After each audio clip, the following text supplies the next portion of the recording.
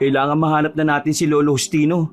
Kung nagpunta siya sa kabilang baryo kagabi para manggamot, sana nakauwi na siya kanina pa. Nasaan na po kaya siya? Nag-aagaw ng liwanag at dilim, kuya. Bakit kaya wala pa siya? Yan din ang pinagtataka ko eh. Kaya ngayon, kailangan natin siyang hanapin. Mamaya, baka kung ano na nangyari sa kanya eh. Wag naman po sana, Kuya Florante. Baka kung hindi kayanin ni Lola kapag nawala si Lolo eh. O sige na, ipagpatuloy na natin yung paghahanap sa kanya. Baka kung nalasing lang siya at kung saan nakatulog. Bilisan na lang natin, baka gabihin tayo. Sige po, Kuya Florante. Ay teka, may nakikita po ako sa unahan na. Parang taong nakaiga sa gilid ng daan. Baka kung si Lolo na yan. Sige, tayo na. Sigurado ako na kailangan niya ng tulong. Baka kung nabuwal lang siya dyan at nawala ng malay. Sige po, tayo na, kuya. Pinagpalang araw ka, Banong. Tawagin niyo na lang ako sa pangalang Manuel. Isa pong pulis sa ngayon. Ang ilalahad ko pong kwento sa inyo ngayon ay patungkol sa masamang karanasan namin dati. Kasama ko si Kuya Florante rito. At nagsimula lang ang lahat nang makita namin ang lolo naming albularyo na nakahandusay sa gilid ng daan. Nung lapitan na namin siya, pareho kaming nanlumo ni Kuya nang makita ang kanyang sitwasyon. Sino kaya walang iyang gumawa nito kay Lolo? Magbabayad siya ng mahal. Di ako titigil hanggat hindi ko naigaganti ang pagkamatay ni Lolo. Hindi po kaya isang aswang ang gumawa nito, Kuya? Wakwak ang tiyan ni Lolo Justino. At parang wala na rin siyang dugo. Teka. Titingnan ko nga kung... Hindi. Wala na nga siyang atay. Malakas ang kutob kung tama ang sinabi mo, Manuel. Aswang ang gumawa nito kay Lolo. Kung aswang ang gumawa niyan, baka po'y narang siya. Hindi po kaya malaki ang galit ng aswang na yun sa kanya? Magpasalamat lang ang aswang na yun at hindi ako nakasama kay Lolo kagabi. Kung nagkataon, siya sana ang nasa kalagayan ni Lolo sa mga panahong ito. Ano na pong gagawin natin, Kuya? Sasabihin po ba natin kay Lolo yung nangyari kay Lolo? Hindi natin habang buhay may tatago ang pagkamatay ni Lolo Justino. Karapatan din ni Lola na malaman kung ano nangyari sa asawa niya. Sige po, Kuya Florante. Sabihin po natin sa kanya. Sige, tara na. Umuwi na muna tayo para ibalita sa kanya ang nangyari. Hihingi na rin ako ng tulong sa iba nating kanayon para mailibing na maayos ang bangkay ni Lolo. Pagka-uwi namin, Banong, agad naming ibinalita kay Lola ang nangyari. Humagulgul siya at muntika nang mawala ng malay. Pero nagawa namin siyang pakalmahin ni Kuya. Dahil hindi naman pwedeng iwan ng mag-isa si Lola, si Kuya na lang ang bumalik para ayusin ang libingan ni Lolo. Si Kuya na ang bumalik para ayusin ang bangkay ni Lolo.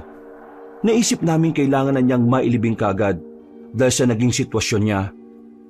Nung wala na si Kuya, ikinuwento ni Lola sa akin ang naging buhay nila ni Lolo. Isinalaysay niya rin ang mga naging kababalaghang naranasan niya. Dahil sa pagiging albularyo niya noon. Marami ang nakalaban ng lolo ninyo. Hindi ko alam kung sino ang may motibo para gawin yon sa kanya. Ilang aswang na rin ang napatumba niya. Kaya baka ginantian siya. Baka nga po matagal nang pinagplanuhan ng pagpatay sa kanya, Loli. Teka, hindi po kaya sinundan ng mamamatay tao si Lolo? Baka nga, Manuel. Siguro naghintay lang ng tiyempong nilalang na yon para atakihin si Lolo mo. Siguradong patalikod ang atake noon. Kasi kung harapan niyang nilabanan si Justino, tiyak na mahihirapan ang aswang. Magagawa pa sanang makasigaw ng Lolo mo para makahingi ng tulong. Oo nga po eh. Nagising din naman po ako kagabi para umihi pero wala naman akong narinig na boses na sumisigaw. Malamang, katulad niya, meron din kalaman ang nakalaban niya. Baka naunahan niya ang lolo mo. Kaya nagawa niya itong maisahan. Ang sabi nga po ni Kuya Florante, gagantihan daw niya yung gumawa nun kay Lolo eh. Hay nako, kung ako sa kanya, hayaan na lang natin na karma ang gumanti sa nilalang na yon. Ipagpasa Diyos na lang natin ang nangyari. Mamaya baka kung ano pa ang mangyari sa atin. Pero payag din naman po sana ako sa gusto ni Kuya eh. Alam ko po na yun lang ang paraan para matahimik ang kaluluwa ni Lolo. Manuel, masyado ka pang bata para dyan. Kung ako sa'yo, ang pag-aaral kung paano magbasa at magsulat ang atupagin mo. Paano naman po si kuya? Ako nang kakausap sa kanya. Walang kabuluhan ng paghiganting yan. Hindi na natin maibabalik ang buhay ng lolo mo sa gagawin niya. Basta, wag po ninyong sasabihin na ako nagkwento sa inyo tungkol sa plano niya. Ha? Oo naman na po. Huwag ka mag-alala. Ako ang bahala. Papayuhan ko lang naman siya. O sige na, magpahinga ka na muna ron at hayaan mo akong mapag-isa rito. Sige po, Lola. Iniwan ko nga ng mag-isa si Lola. Ilang sandali lang, narinig ko na ang pag-hikbi niya. Hinayaan ko na lang muna siya. Dahil maging ako man, nakaramdam din ng lungkot dahil sa biglang pagkawala ni Lolo. Ang hindi ko lang matanggap noon ay ang paraan ng pagkamatay niya. Sa kabila ng mga sinabi ni Lola, palihim din akong nag-iisip patungkol sa paghihiganti. Alam kong mali ang naiisip ko noon at masyado pa akong bata. Pero wala akong ibang naiisip na paraan para mabigyan ng hustisya ang pagkamatay ni Lolo. Nasa ganung sitwasyon ako nang dumating si Kuya Florante. Si Lola, nasan? Nasa kwarto po niya, Kuya. Nagmumukmuk po.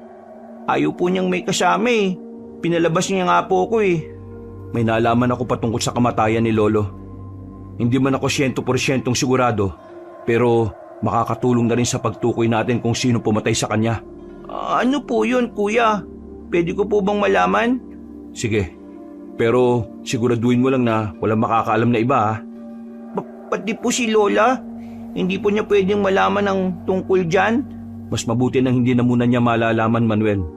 Baka mas lalo lang siyang maguluhan sa nangyayari. Sige po, Kuya. Ano naman po ang nalaman niyo? May isang kabaryo tayo na nakakita kay Lolo.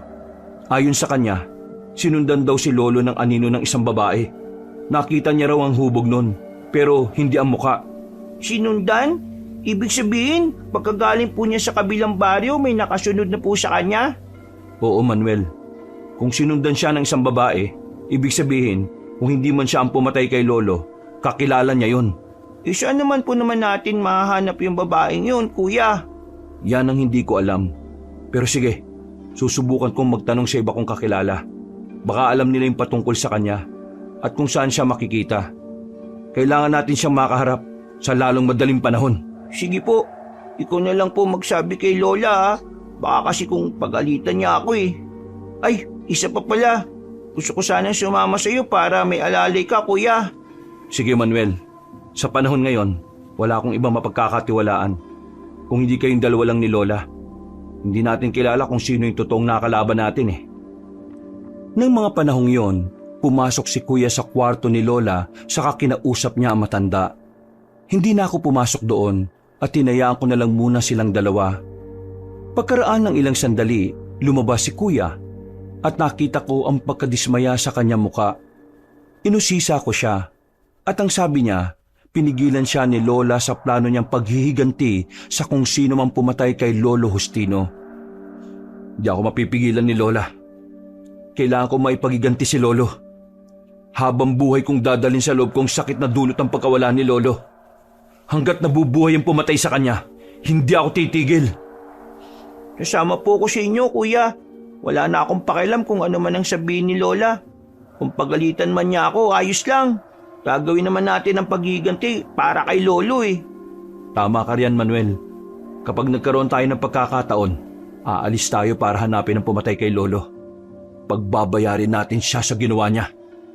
Sige po, Kuya Florante. Paano naman po kung aswang pala yung pumatay sa kanya? Baka kung kailangan natin ng panlaban sa kanila, Kuya Florante.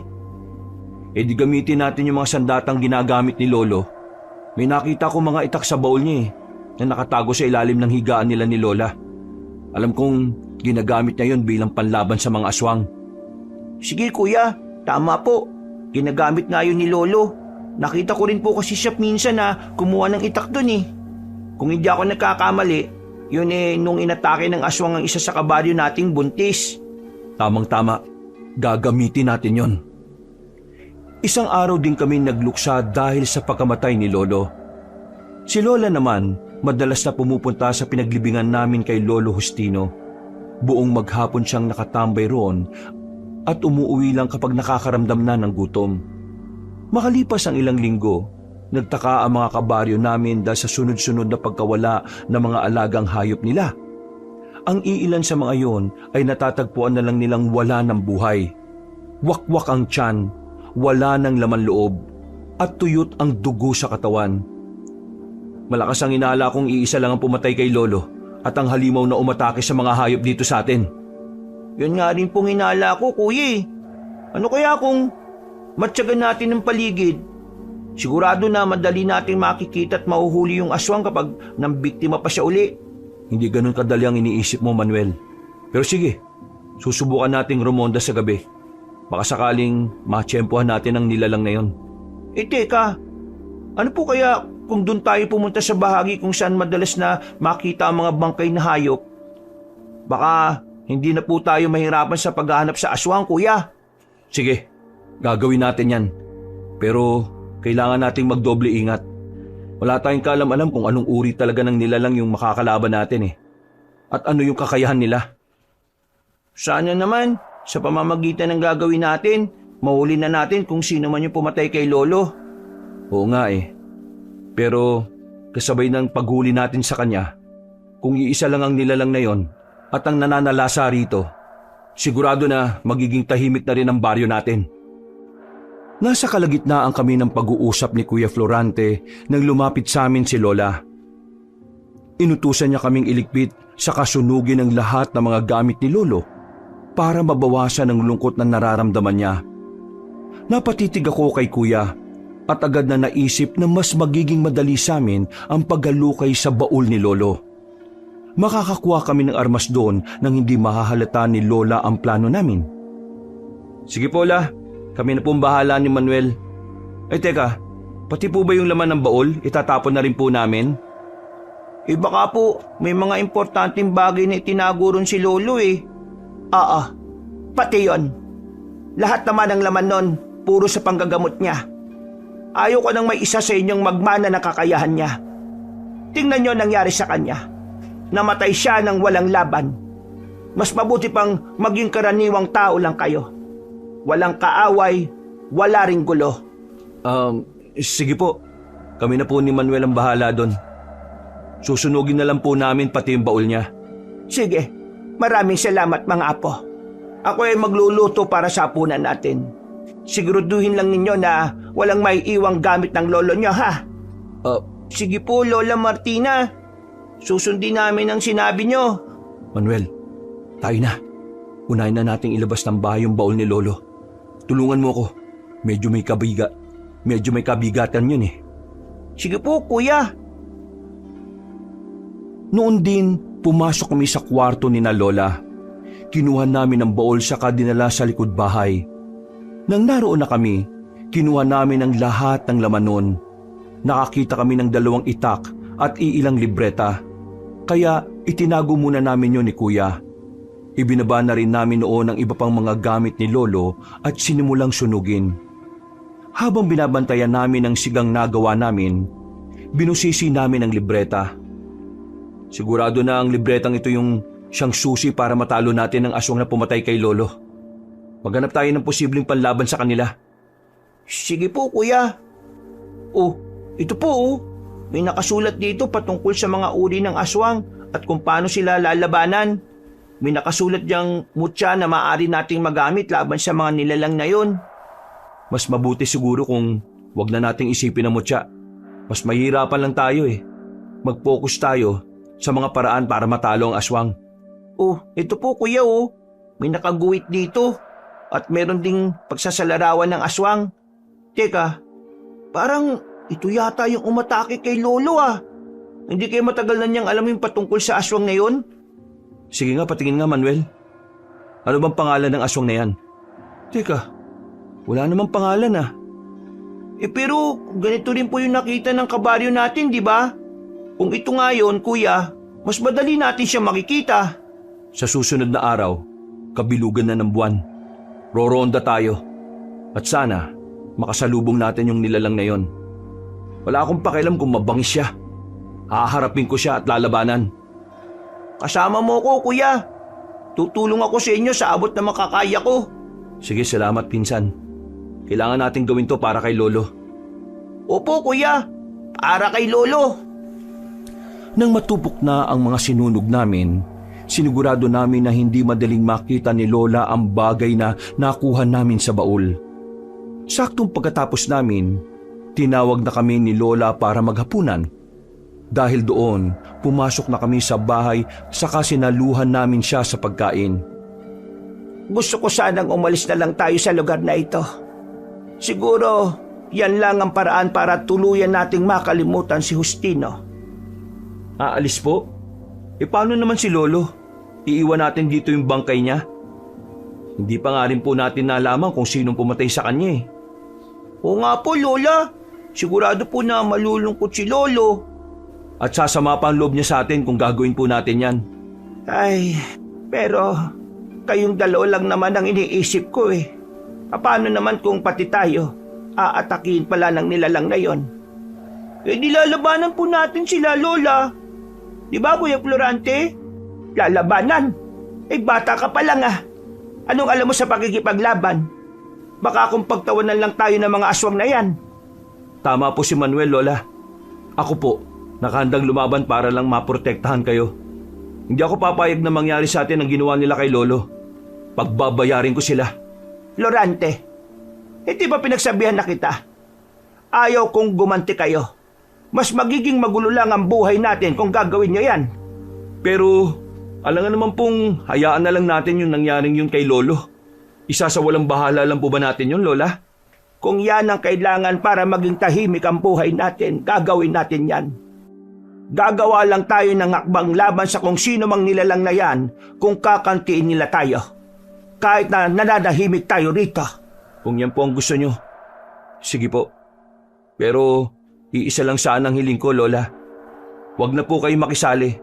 Makakaya ko naman pong labanan ng aswang na yan eh. Tutulong din naman po ako kay Kuya. Hindi ko po siya pababayaan, Lola. O siya, sige. Saka na natin pag-usapan yan. Tapusin na muna natin ang pagkain natin para makapagpahinga na. Sinisingil na ako ng antok. Dahil ilang araw ring hindi ako nakakatulog na maayos. Pareho kaming napatango ni Kuya. Itinuon na lang muna namin ang pansin namin sa pagkain hanggang sa maubos na namin yon. Na mga panahong yon, ako na ang nagpresenta na maghugas ng pinagkainan namin. Pumasok si Lola sa silid nila ni Lolo. Samantalang si Kuya Florante naman, nagpahangin sa labas ng bahay. Pagkatapos ng paghuhugas ko ng plato, bumaba na rin ako saka lumipat sa tinatambayan ng pinsan ko. Hindi na ako makapaghintay na makasagupang nilalang na yon. Gusto kong makaharap siya sa lalong madaling panahon, Manuel. Ilang gabi na lang din po, kabilugan na rin ang buwan, di ba? Mas madali po sa atin na mahanap sila kapag bilog ang buwan. Tama ka. Pero ang mga katulad nilang hayok sa dugo at laman, kayang umatake kada gabi. Dito ka lang sa bahay aalis ako at maglilibot sa buong baryo. Bakit naman po? Kung aalis kayo, sasama ako, Kuya. Mas kailangan ka rito ni Lola. Mag-isa lang siyang may iwan dito sa bahay kapag sasama ka pa sa akin. Wala naman sigurong mangyayaring masama sa kanya eh. Isa pa, makakaya naman natin na isara mabuti yung bintana at saka pinto bago tayo umalis. Sige na, Kuya, sama na po ako sa inyo. Ay nako. O siya, sige. Mas mabuti nga para may makatulong ako kung sakali. Sigurado na mambibiktima na naman yung hayop na aswang na yun eh. Pagdasal na lang natin na ang makakasugupa natin ay siyang pumatay kay Lolo. Paano naman po kung makakaharap natin siya? Saka, handa na ba talaga tayo para labanan ng nilalang na yun? Matagal na akong handa, Manuel. Sinanay ako ni Lolo sa pakikipaglaban sa mga aswang. At alam ko sa sarili ko na makakaya ko sila. Nakita mo naman kami ni Lolo kapag nagsasanay dati, di ba? Opo, Kuya. Kung ganon, sundin mo na lang yung mga ginagawa namin. Kapag umatake sa iyo yung aswang, umilag ka. Maghanap ka ng tamang pagkakataon para gumanti sa kanya. Sige po, Kuya. Isang bagay pa nga pala. Huwag ka matatakot sa kanila. Takot ang nagiging pagkain nila sa puso ng mga kalaban nila. Sige po, tatandaan ko po yan. Maraming salamat, Kuya. O sige na. Aalis tayo ngayong gabi Babalik din naman tayo kaagad eh. Siguraduhin lang muna natin na walang mga aswang sa paligid. at walang hayop na mabibiktima. Sige po, kukunin ko lang po yung mga itak na itinago natin. Oo, mas mabuti pa nga. Teka sandali, aakyat na muna ako para siguruhin tulog na si Lola. Isasara ko na rin ng maayos ang mga bintana at saka pinto. Pagkapasok ni Kuya sa bahay, kinuha ko na kagad ang mga itak. Pagkabalik niya, nagpasya na kaming umalis para rumonda sa buong baryo. Una namin pinuntahan ang pinakadulong bahagi ng barangay namin. Dahil maliwanag ang buwan, hindi kami nahirapan sa pagbaybay ng daan. Hindi namin alam kung anong oras na yon, pero sobrang tahimik ng paligid. Nasa kalagitnaan na kami ng paglalakad ni Kuya nang makarinig kami ng igik ng baboy sa hindi kalayuan. Nakakaamoy ako ng malansa. Sigurado may aswang dyan. Mukhang hindi pa naman niya napapatay yung baboy na yun eh.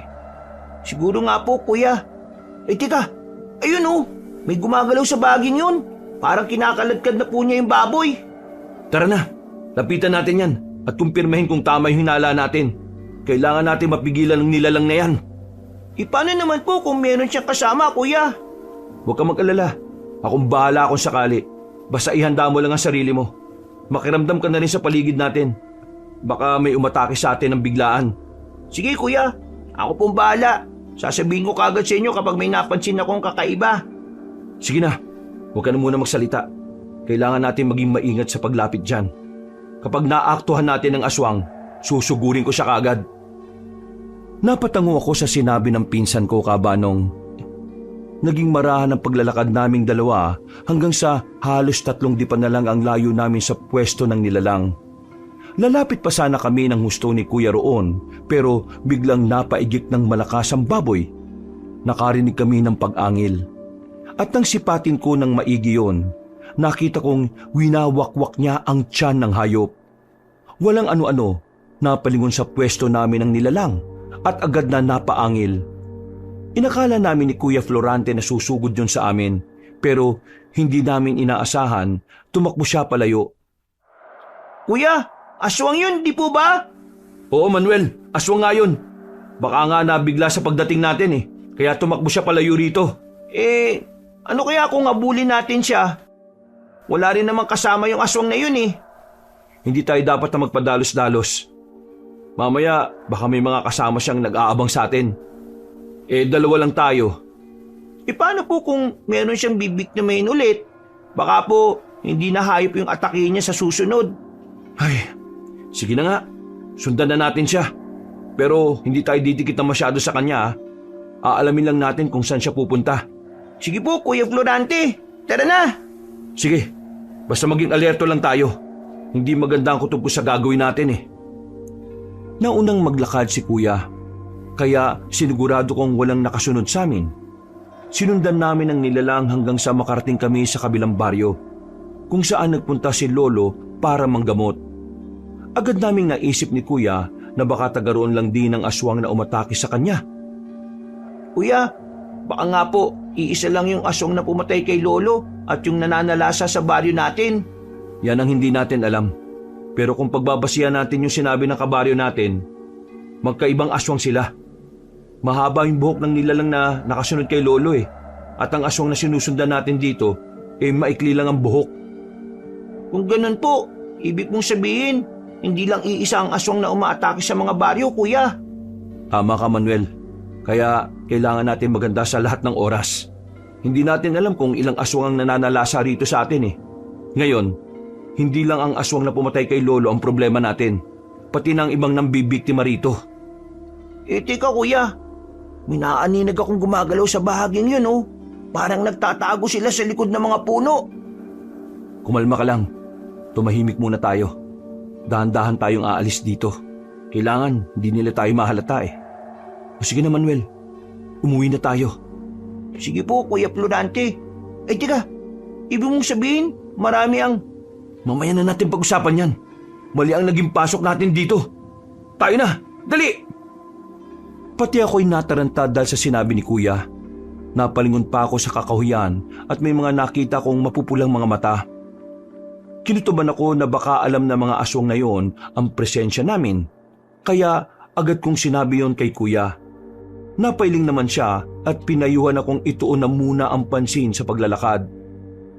Kalaunan, nakarating na rin kami sa baryo. Minabuti naming hayaan na lang ang baboy na naging biktima ng aswang at dumiretso na kami sa bahay. Maswerte nga lang kami dahil mahimbing ang tulog ni Lola.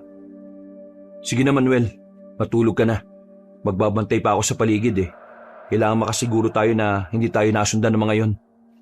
Sasamahan ko na po kayo para hindi kayo antukin, kuya. Wag na. Matulog ka na lang Manuel. Basta wag mong babanggitin kay Lola na umalis tayo ha. Saka wag mo rin sasabihin ng tungkol sa mga nakita natin. Opo, kuya. Hindi ko po babanggitin kay Lola yung tungkol doon. Sige, salamat Manuel. O paano? Mano na po ako matulog ha. Pero kung inaantok kayo, gisingin lang po ninyo ako para ako naman po magbabantay sa paligid. Hindi na kailangan. Kaya ko naman eh. Isa pa, medyo malapit ang mag-umaga. Ilang oras na lang oh. O sige, kayo po ang bahala. O kuya, matutulog na po ako ha. Pagkalapat ng likod ko sa banig, agad akong dinalaw ng antok habanong. Nagpatianod ako hanggang sa tuluyan na ako makatulog. Kinabukasan, pagkagising ko, naabutan ko si Lola at Kuya Florante na nag-uusap. Hindi na muna ako lumapit sa kanila at minabuting makinig na lang sa kanilang usapan sa hindi kalayuan. Florante, gusto ko kapag wala na rin ako, ikaw na ang bahalang gumabay kay Manuel. Alam kong magiging pariwara ang buhay niyan eh. Huwag po kayo magsalita ng ganyan, Lola. Hindi pa po kami nawawala. Saka, huwag po kayo mag-alala. Hindi ko po pababayaan ang pinsan ko. Isang bagay pa pala. Ayaw kong ni isa sa inyo ay maging katulad ng lolo ninyo. Oo nga't nagbula kayo sa hanay ng mga mababagsik na albularyo. Pero mas mainam kung pipiliin nyo ang tahimik na buhay. Ayaw kong dumating ang araw na mangyari rin sa inyo nangyari kay Justino. Yun nga po eh. Pero sa totoo lang, wala rin naman po akong balak eh. Ewan ko na lang po kay Manuel. Huwag po kayo mag-alala, Lola. Susubukan ko po siyang kausapin. Mahal ko kayong dalawa. Ngayong wala na sa atin ang lolo ninyo, hindi ako papayag na pati kayo mawala rin sa akin. Hindi po kami mawawala sa tabi niyo, Lola. Mahal namin kayo eh. Kung nag-aalala kayo na baka may sumugod sa atin, huwag niyo na pong isipin yun. Nakahanda po ako anumang oras. Maraming salamat, Apo. Napakaswerte ko at kayong dalawa na magpinsan ng naiwan sa akin. Kami rin po ni Manuel. Napakaswerte namin dahil kayo ni Lolo ang gumabay sa aming dalawa. Maraming salamat po, La. Pagkatapos ng kanilang usapan, nagpaalam si Lola na aalis. Lumapit ako noon kay Kuya Florante at nagkunwaring kagigising ko pa lang. Noong mga panahong yon, nagkwento si Kuya patungkol sa mga sinabi ni Lola. Napatawa na lang ako ng bahagya at sinabing narinig ko ang usapan nila. Dahil hindi naman alam kung natagpuan na ng mga tao ang baboy na biniktima ng aswang, nagkasundo kami ni Kuya na puntahan na muna yon. Kuya, ano kaya kung puntahan ulit natin yung baryo kung saan nagpunta yung sinundan nating aswang? Pwede rin. Para malaman natin kung saan posible nagtatago yung aswang na yon. Ang kaso po, baka kung bumalik ka agad si Lola, malaman niyang umalis tayo eh. Sigurado na uusisain niya tayo mamaya pagdating natin. Huwag ka mag-alala. Akong bahala. Isa pa, hindi naman tayo magtatagal doon eh. Ano po kaya kung mamayang gabi na lang tayo umalis? Mas madali po natin makikita yung aswang kapag ganun. Kung gabi tayo aalis, mas delikado para sa atin. Gusto mo bang maulit yung nangyari kagabi? Munti ka na tayo sa mga nilalang na yun ah. Mabuti na lang talaga at nakita mo kaagad. Kung hindi at nagpatuloy pa tayo, siguradong pagpepiestahan na nila tayo.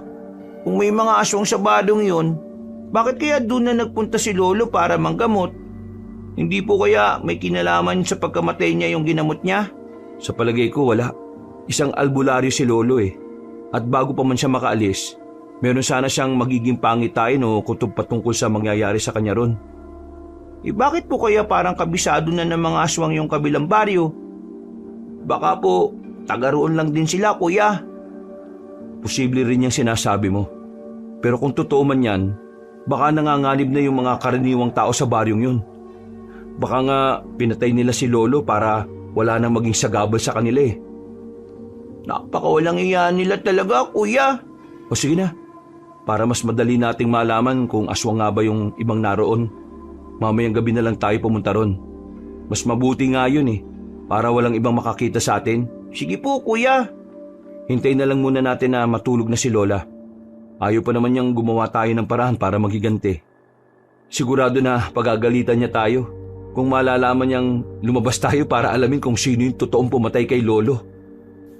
Dahil sa naging pag-uusap namin ni Kuya, hindi namin namalaya na nakarating na pala kami sa bahagi kung saan naroon ang katawan ng baboy.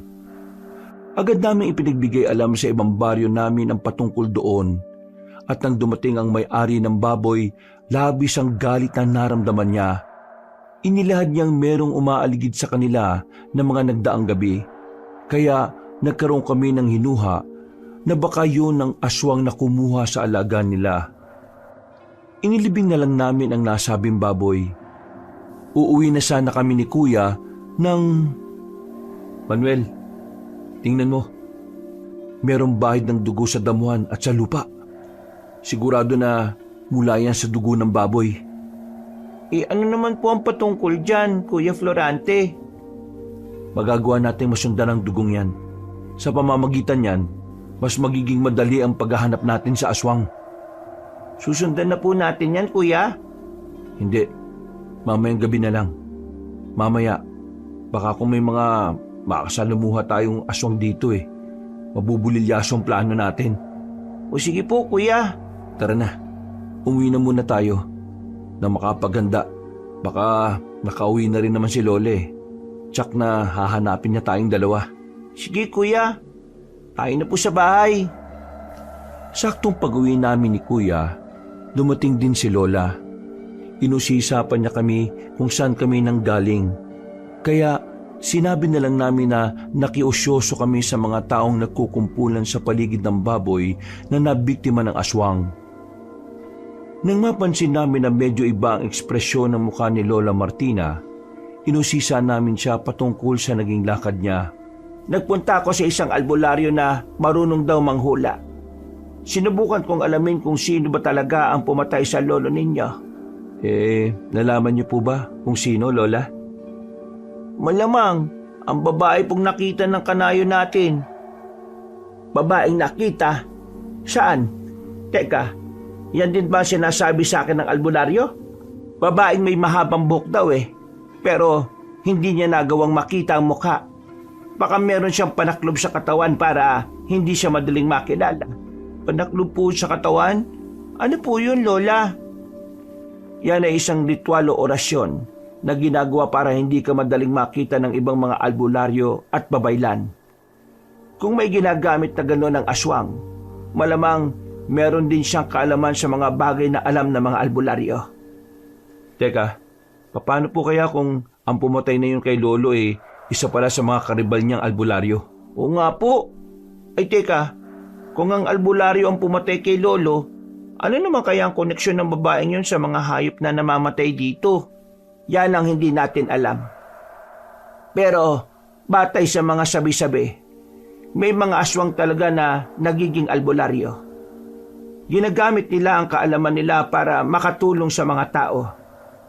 Sa ganoong paraan, mahuhusgahan nila ang kasalanan nila. Sa bagay, pero kung karibal nga ni Lolo yung pumatay sa kanya, ganun na ba siya kadesperada para gawin niya yun? Oo. Malamang ayaw niyang nasasapawan siya ng lolo mo. Teka, ano kaya kung puntahan ko yung huling ginamot ni Justino? Baka may makuha akong impormasyon doon. Huwag na po, Lola. Kami na lang po ni Kuya ang mag-uusisa ron. Tama si Manuel, Lola Martina. Delikado ang baryong yun. Hindi natin alam, baka lahat pa nga ng mga nakatira doon aswang eh. Kung hindi man, baka napasa ilalim na sila ng kapangyarihan ng babaeng aswang na yun. O siya, sige. Pero mas mabuti kung ngayon kayo aalis para mag-usisa roon. Baka gabihin kayo sa daan at harangan ng mga aswang eh. Subukan lang nilang gawin yun. hindi ako magdadalawang isip na labanan sila. At paano naman ang pinsan mo? Baka siya pa mismo ang mapahamak dahil dyan sa gagawin mo, Florante. Huwag po kayong mag-alala, Lola. Alam ko naman po na hindi ako pababayaan ni Kuya eh. Hindi ba, Kuya Florante? Oo naman. Bakit naman kita pababayaan? Magpinsan tayo, di ba? Dapat nagkakampihan tayo. Patatalo natin ang mga aswang na yun. At masisingil natin ang pumatay kay Lolo. Buhay ang inutang niya. Buhay rin ang magiging kabayaran. Florante, huwag ka magsalita ng ganyan. Kung ako lang, sapat na sa akin ang malaman kung sinong pumatay kay Justino. Pero ang inaalala ko lang, kayo. Kaya sana, huwag na ninyong asamin pa ang makaganti. Mas lalala lang ang sitwasyon natin. Napatango ako sa sinabi ni Lola. Napatitig naman sa akin si Kuya Florante at ng mga panahong yon, nagpaalam na kami kay Lola para puntahan ang kabilang baryo. Nasa kalagitnaan kami ng aming paglalakad na may isang lalaking lumapit sa amin. Parang nagmamadali siya at natataranta. Kaya inusisa namin siya kung ano ang kailangan niya. Kayo ang apo ni Justino, hindi ba? May kailangan kayo malaman. Oo, kami nga po. Ano po yun? Nang gabi inatake siya ng isang aswang. Gusto ko sana siyang tulungan. Pero nagtatakbo na sana ako para puntahan siya. Hinarang ako ng 5 aswang. Nagbanta sila sa akin na kung tutulong ako, pati ako at ang pamilya ko'y idadamay nila. Sino po yung aswang na pumatay kay Lolo? Taga saan ka ba? Mukhang hindi naman po kayo taga kabilang baryo ah.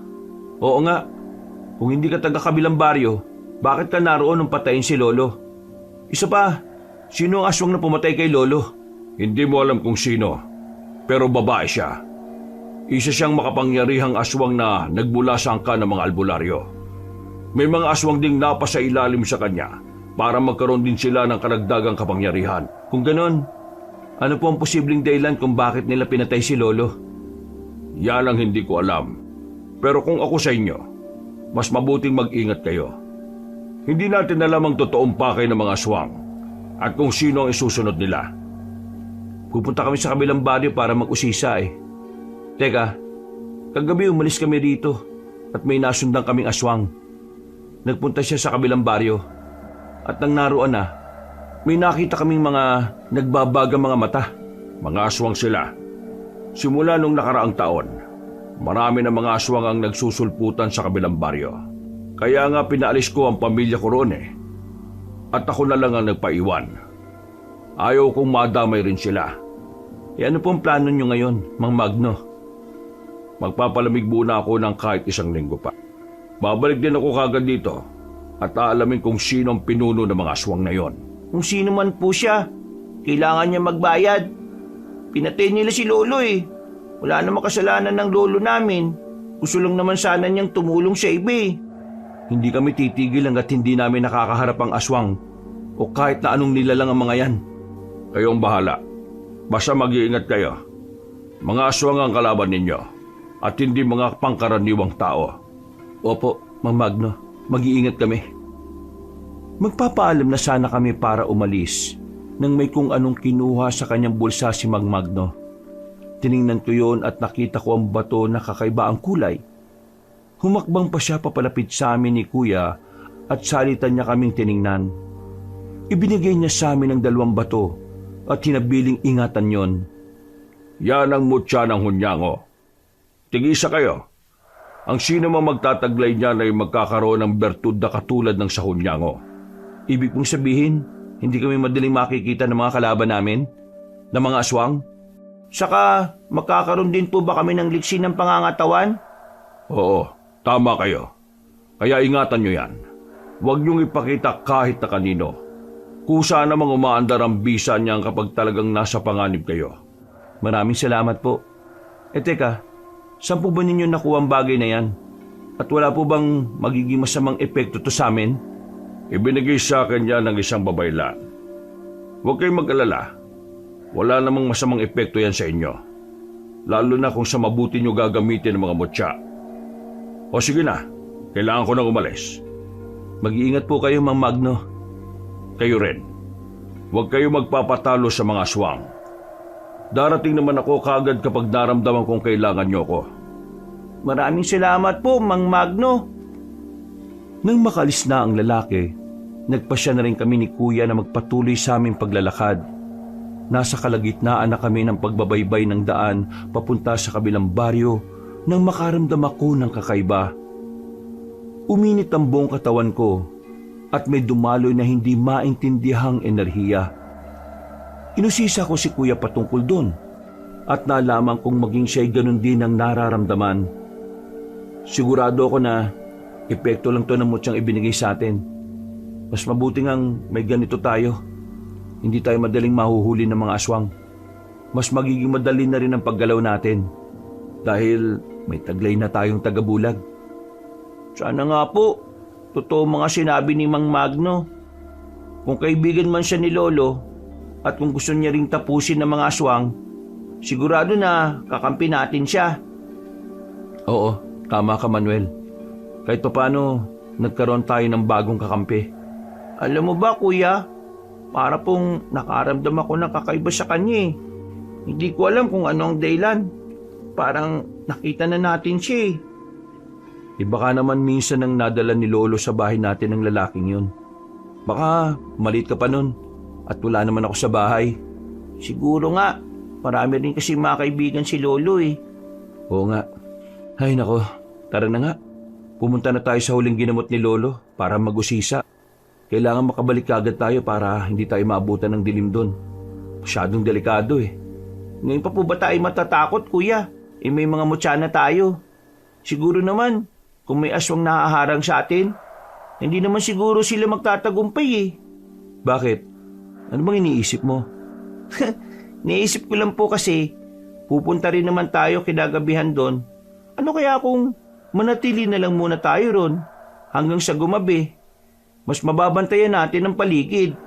Oo, sige. Susubukan natin ang nasa isip mo. Basta, walang magdereklamo kapag gutom ha. Oo naman po. Pupunta naman po tayo ron para kay Lolo eh. Malapit na rin nating malaman kung sino ang totoong pumatay sa kanya. At hindi natin dapat nasayangin ang pagkakataon. Tama ka Manuel. Kailangan hindi natin palampasin ang pagkakataon. Kapag mahuli natin ang pumatay kay Lolo, patay na kaagad natin siya. Pagdating namin ni Kuya Florante sa kabilang baryo, sinubukan namin magtanong sa mga tao roon patungkol sa taong huling ginamot ni Lolo. Itinuro naman nila ang bahay ng naturang tao, pero napansin kong parang umiiwas sila sa amin. Ganun pa man, nagpatuloy kami ni Kuya hanggang sa matanong na namin ang bahay na gusto namin. Pareho pa kaming nagtaka ni Kuya dahil nakasara ang pinto at bintana nun. Hindi kaya wala na sila rito? Mukhang walang katao-tao ang bahay na yan eh. O nga po, Kuya. Pero ano po kaya kung subukan nating lumapit? Tumawag na lang tayo, baka meron naman tao sa loob. O sige, kailangan may makuha tayong impormasyon sa mga taong nakatira dyan. Sigurado ko na may alam sila eh. Ako rin, Kuya. Malakas din ang kutob ko na may alam sila. Marami ang mga aswang na narito. At kung hindi nila kakampi ang taong ginamot ni Lolo, haharap siya sa atin at makikipag-usap. Pero kung umiiwas din sila, sigurado ko na meron silang itinatago. Tara na Manuel. Sige po, bilisan lang po natin ha. Parang iba ang pakiramdam ko eh. Nagiinit kasi yung mutya na bigay ni Mang Magno. Yung akin din eh. Pero baka bago pa lang kasi sa atin yung mutya. Kailangan pa nitong umayon sa ating pisikal at espiritual na katayuan. Mas lumapit pa kami roon ni Kuya Florante at nang nasa tapat na kami ng bahay, nagtaka kami kung bakit may mga bakas ng dugo sa hagdanan nila. May napansin din akong mga nagkalat na buto sa silong ng bahay nila. Agad kong sinabi yon kay Kuya. At nang pasukin namin ang silong, nakita namin parang ginalugad ang lupa roon. Napatitig na lang ako sa pinsan ko at napaisip kung ano ang sikreto ng nakatira roon. Malamang pati ang pamilyang nakatira rito, isang aswang. Gumamot si Lolo ng isang aswang. At sa kung anong dahilan, pinatay nila si Lolo. Baka nga po, Pero paano po kung ang mga taong nakatira sa bahay na ito naging biktima rin pala sila? Paano mo naman nasabi yun? Malay po natin. Baka itinapon lang ng mga aswang ang butong yan dito. Baka nga yung mga buto nila yan. Baka inatake sila ng mga aswang. Imposible yung iniisip mo, pinsan. Kadalasan kasi, hindi umaatake ang mga aswang sa kabaryo nila. Teka, paano naman po kung dayo lang pala sila rito? Baka nandito lang sila para mambiktima. At pagkatapos, aalis din pala. Pagkatapos, malalaman din natin yan. Halika na. Tingnan natin ang buong paligid. Baka may iba pang bakas na narito at may malaman pa tayo. Sige po, kuya. Bago kami pumunta sa bandang likod ng bahay nila, tumawag pa ulit kami at kinumpirma kung may tao ba talaga roon o wala. Nang wala talagang sumasagot, nagpasya na kaming pumunta sa likod bahay nila. Pagdating namin doon, napansin naming hindi nakakandado ang pinto. Papasukin sana namin ni Kuya ang bahay pero pinigilan ko siya. Subalit, kalaunan, wala na rin akong nagawa pa. Minabuti ko na lang na sumama sa kanya sa pagpasok doon. Mukhang hindi naman magulong loob ng bahay nila. Walang bakas na pwersahang pinasok ito. Bakit po kaya? Sarado ang harapan ng bahay nila. Saka dito naman po sa likod, nakabukas. Hindi ko alam, Manuel. Teka, subukan kong pumasok sa silid nila. Baka meron akong makitang palatandaan. Dito ka lang ha. Magbantay ka muna. At baka merong tao na papunta rito. Sige kuya, sasabihan ka agad kita kapag meron para makaalis tayo dito. Sige, basta maging alerto ka ha. Hindi natin alam kung anong nandito. Hindi rin natin batid kung kalaban o kakampi ang mga nakatira dito. Sige kuya, ako pong bahala. Dito na lang ako pupwesto sa harap ng magkatapat na bintana para makita ko ang buong paligid. Sige, papasok muna ako sa kwartong yan. Maging alerto ka ha. Pinanood ko na lang si Kuya habang naglalakad papasok sa kwarto. Habang wala siya, itinuon ko ang pansin ko sa pagmamatsyag sa paligid. Makaraan ng ilang sandali, bumalik si Kuya sa akin at napailing. Sinabi niyang wala siyang natagpuan doon. Maliban sa ilang gamit na pagmamay-ari na matandang babae. Teka, hindi po kaya yung matandang yun Ang ibig mong sabihin, Manuel? Ang matandang babae na nakatira dito ang siyang pumatay kay Lolo?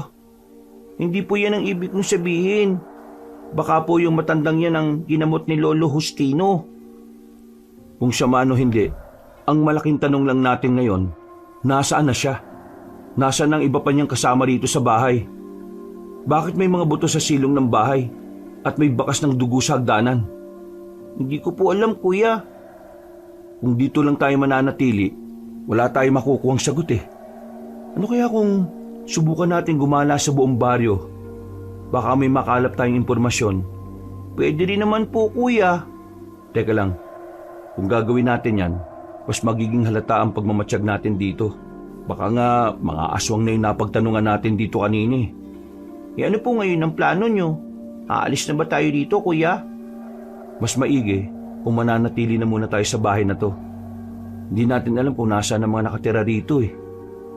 Kung yan ang gusto nyo, sige po kuya. Magmamatsyag na lang muna tayo sa paligid para alam natin kung may paparating o wala. Baka pagalitan tayo ng mga nakatira rito eh. Napatango sa akin si Kuya bilang tugon. Dahil nagkasundo kaming manatili na muna roon, minabuti ko munang magmasid sa paligid. Naganap pa ako ng iba pang posibleng ebidensya para malaman namin kung ano ang koneksyon ng mga nakatira roon sa pagkamatay ni Lolo. Nasa ganung kalagayan kami ni Kuya nang may mapansin akong isang matandang babae na naglalakad. Nung una, napansin kong papunta siya sa bahay na pinasok namin. Subalit, makalipas lang ang ilang sandali, napahinto siya at nagpalinga-linga. Mukhang napansin po niya tayo, kuya. Bigla siyang nag-iba ng daan eh. Oo, nakita ko nga. Kung malakas ang pakiramdam niya, ibig sabihin, hindi siya pangkaraniwang tao.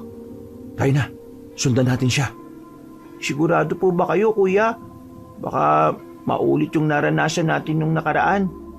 Baka po isa na naman siyang aswang. Hindi natin malalaman yan kung hindi natin siya kukumprontahin. Pero kung ayaw mong sumama, tumito ka lang. Babalikan na lang kita. Isasama na lang ako sa inyo, kuya. Baka may iba pang mga taong pupunta rito eh. Kung ganon, tayo na. Pasimple natin siyang sundan para malaman kung saan siya Kapag makaharap natin siya, hindi natin siya titigilan hanggat hindi natin alam kung anong totoong nangyari. Sige po, Kuya Florante. Teka, tingnan mo Manuel. Naging mabilis ang paglalakad niya. Kailangan mahabol natin siya. Tara na, bilis! Hindi dapat siya makatakas mula sa atin. Takboy na lang po kaya natin, kuya. Bahala na kung may makakita sa atin. Siguro naman gagana ang bertud ng mutya natin eh. Sabagay, may punto ka. Kusa tayo makakaroon ng tagabulag sa mga nilalang na may masamang binabalak sa atin. Nagmadali kaming lumabas ni kuya at mas piniling tumakbo na lang para habulin na matanda. Nang makita kong papasok na siya sa isang gubat, agad kong sinabi yun kay kuya. Maging siya ay nagtaka. Pareho kaming nagkaroon ng hindi magandang kutob sa nasabing matanda. Nang malapit na kami sa gubat na pinasok noon, minabuti namin ni kuya na magmatsyag muna kahit saglit lang. Wala naman kaming naramdamang kakaibang enerhiya roon, kaya pumasok kami roon para hanapin kung saan nagpunta ang matanda. Kung dito siya pumunta, malamang meron siyang pakay dito. Ano naman po kaya yun, kuya? Baka po dito niya dinala yung mga taong nakatira sa bahay na napuntahan natin. Sige na, hanapin natin yung sentro ng gubat dito. Kung alam niyang sinusundan natin siya, baka nagtatago na yun. Medyo matagal pa naman bago dumilim ang paligid eh. Mahuli pa natin siya bago pa man tayo gabihin dito. Sige na, magpatuloy na tayo para mahanap na natin siya. Isa siya sa posibleng sagot sa mga bagay na gusto nating malaman. Eh tika kuya, may naririnig akong iyak ng isang babae oh. Mukhang humihingi ng tulong at nahihirapan. Ha? Saan? Baka isa siya sa biktima ng aswang. Sandali, mukhang sa gitna ng gubat nang gagaling yung tinig niya. Tama, doon din tayo pupunta di ba? Tara na, baka kung ano pa yung gawin sa kanya na matanda. Kapag nagkwentong babaeng yon patungkol sa pandurukot sa kanya, malamang may kukonekta natin yung sa nangyari kay Lolo. Oo nga po, kuya. Hinanap namin kung saan banda ang babaeng sumisigaw.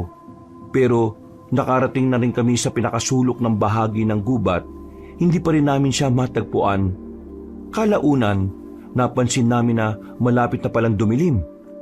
Ititigil na sana namin ang paghahanap sa babae at napagdesisyon ng lumabas na lang doon. Nang nagsimula na kaming maglakad, muli naming narinig ang pag-iyak ng babae saka ang paghingi niya ng tulong. Mukhang pinaglalaruan tayo ah. Kanina pa tayo naghahanap sa babaeng yan ah. Pero wala naman tayo nakikita. Napunta na natin ang pinagmulan ng ingi kanini. Eh, baka naman kung naligaw na lang tayo, kuya. Maghanap po tayo ulit. Pakinggan natin na mabuti yung iyak niya para malaman natin kung saan talaga nanggagaling. O siya, sige. Para kasing natatakot at nahihirapan yung babae. Teka, mukhang sa bahagi na hindi natin napunta ng pinagmumulan ng iyak ah. Tayo na pinsan. Bilisan na lang natin at baka gabihin na tayo rito. Sige kuya, mauna na po kayo. Baka po kasi maligaw ako kung ako ang nasa unahan eh. Eh di sige kung yan ang gusto mo. Basta ihanda mong itak mo ah.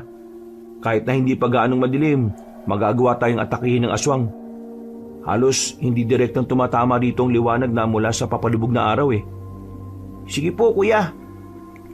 Nang masiguro na namin ang pinanggagalingan ng iyak ng babae, dumiretso na kami roon. Malayo pa lang kami, may naaninag na akong hubog ng isang babae. Kaya agad kong sinabi yun kay kuya. Mas binilisan namin ang paglapit doon hanggang sa makaharap na namin siya. Tinanong namin siya ni kuya kung bakit siya nakagapos doon. Pero hindi siya sumagot noong una. Kung hindi pa namin siya kinalagan noon, hindi pa sana siya magsasalita. Hindi ko alam kung sino nagdala sa akin dito.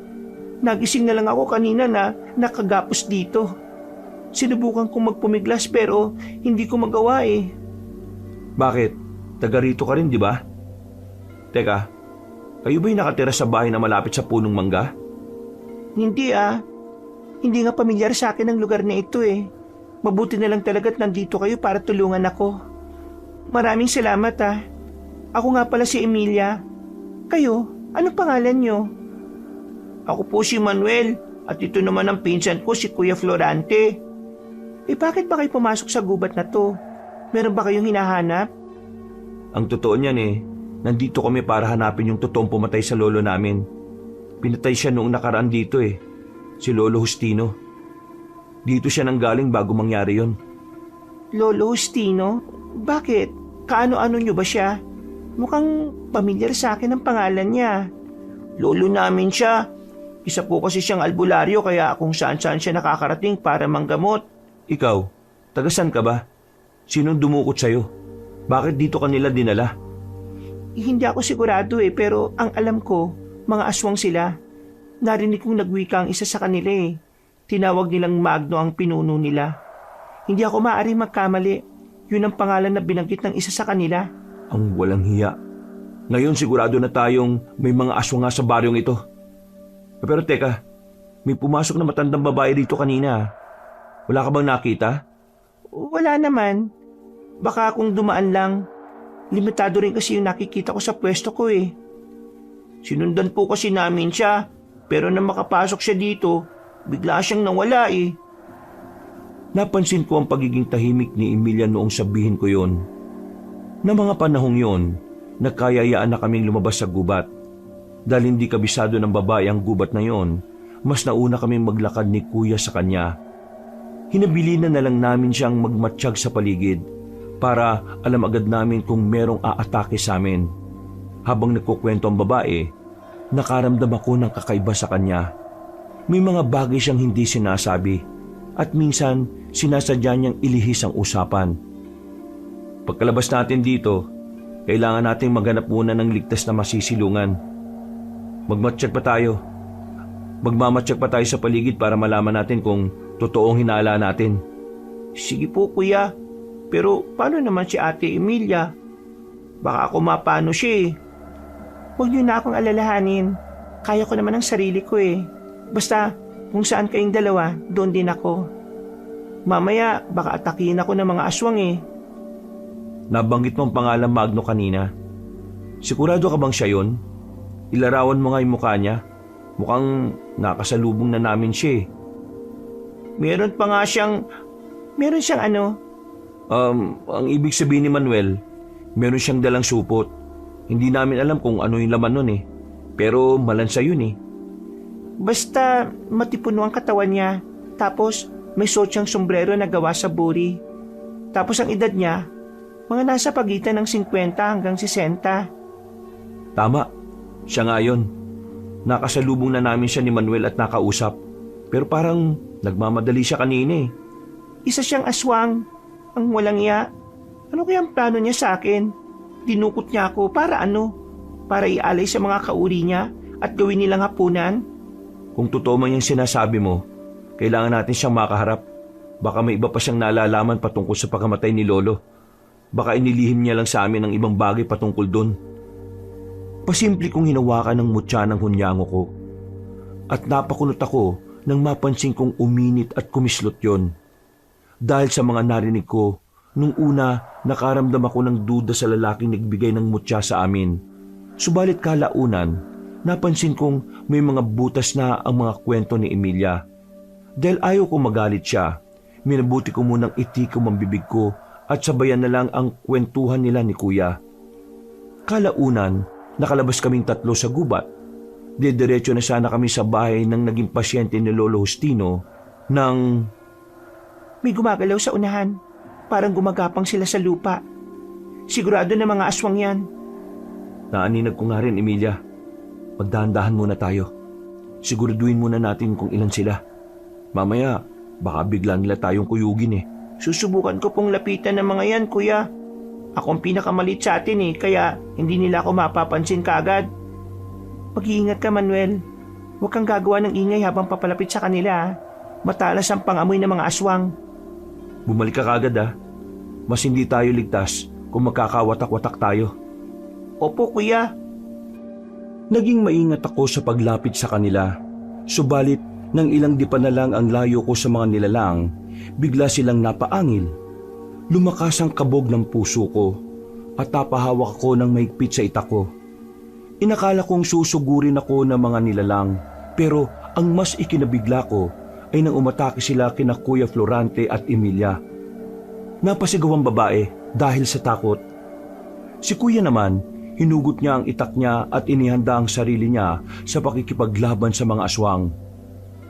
Noon din nung tumakbo ko pabalik sa kanila at nagpa siyang pumwesto sa tabi niya. Manuel, umatras na lang kayo ni Emilia. 5 aswang lang naman ang nandito Makakaya ko na sila. Pero baka kung mapano ka, tutulong na lang din sana ako O nga po kuya, kahit na 5 lang sila, mga aswang pa rin ng mga yan. Mas malakas at mas maliksi sila kaysa sa atin. Sundin niyo na lang ako. Saka na kayo tumulong kapag nakita niyong alanganin ng kalagayan ko. Sige Florante. Manuel, diyan tayo sa tabi. Sige na, Insan. Ihanda mo na lang ang itak mo para kung may aatake sa inyo meron kayong panlaban sa kanila. Sige kuya. At Emilia, tara na. Bagya kaming lumayo kay Kuya Florante kabanong. Saktong pagkahinto namin, umangil din ang aswang at mabilis na sumugod sa kanya. Pareho kaming nabahala ni Ate Emilia, kaya pinakiramdaman namin ang sitwasyon ni Kuya. Kahit na mga aswang ang kalaban niya, nagagawa naman niyang makipagsabayan sa kanila. Napailing na lang ako dahil sa hiyaw ng aswang na natatamaan ng itak niya. Napakahusay naman pala makipaglaban ng pinsan mo. Tama nga siya. Makakaya niyang sabayan ang galing ng mga aswang. Pero hindi pa rin po tayo pwedeng maging kampante, ate. Hindi natin alam kung ano talaga ang kayang gawin ng mga aswang na yan Sa bagay, kaya nga kailangan natin maganda. Kapag may iba pang mga aswang na susugod dito, kalabanin natin kagad. Tama ka ate, kahit na bata pa nga lang ako at mas may kakayahan si kuya sa akin, kailangan ko rin lumaban sa mga nilalang na yan Kapag naubos namin ang mga yan, siguradong lalabas na at haharap sa amin ang kanilang pinuno. Wala namang ibang pinuno mga yan kundi si Magno. Siya lang ang alam ko may kakayahang mamuno sa mga aswang na yan.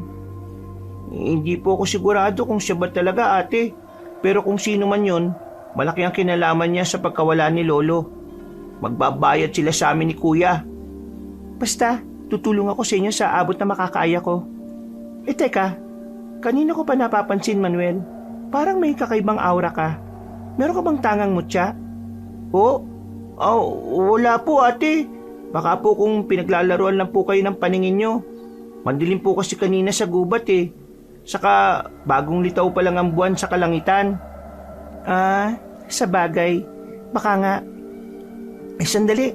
Nawili na tayo sa pakipagkwentuhan. Ang kuya mo mukhang nadidihado na siya sa mga aswang May iba pa kasing dumating O sige, dito ko lang ate tutulungan ko muna si kuya. Tutulong na rin ako sa inyo. Kailangan makalis tayong 3 rito ng ligtas. Kung yan ang gusto nyo ate, sige, tara na. Nang makita kong napalumpasay si Kuya, nagmadali akong tumakbo para lapitan siya kabanong. Agad kong tinaga ng itak ko ang aswang na iibabaw sana sa kanya. Kaya napaungol yon at napatras ng ilang hakbang. Umangil ang mga nilalang at sa isang pagkisap ng mga mata ko, umatake sila sa akin. Kahit na may nararamdaman akong takot, isinantabi ko yon para labanan ng mga aswang. Saktong pagkalapit ng isang nilalang sa akin, nakita kong sinunggaban ni Ate Emilia ang iba pa at walang pagdadalawang isip na ibinalibag. Hindi ko inaasahan na ganyan ka pala kalakas, Emilia. Paano mo nagawa yon? Oo nga po.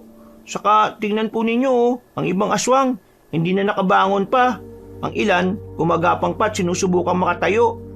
Hindi ko alam Nalaman ko lang din yan na may kakaiba akong lakas dati nung nasa edad na 13 anyos pa lang ako. Nakakaya ko makipaglaban sa mga masasamang tao na umaatake sa amin.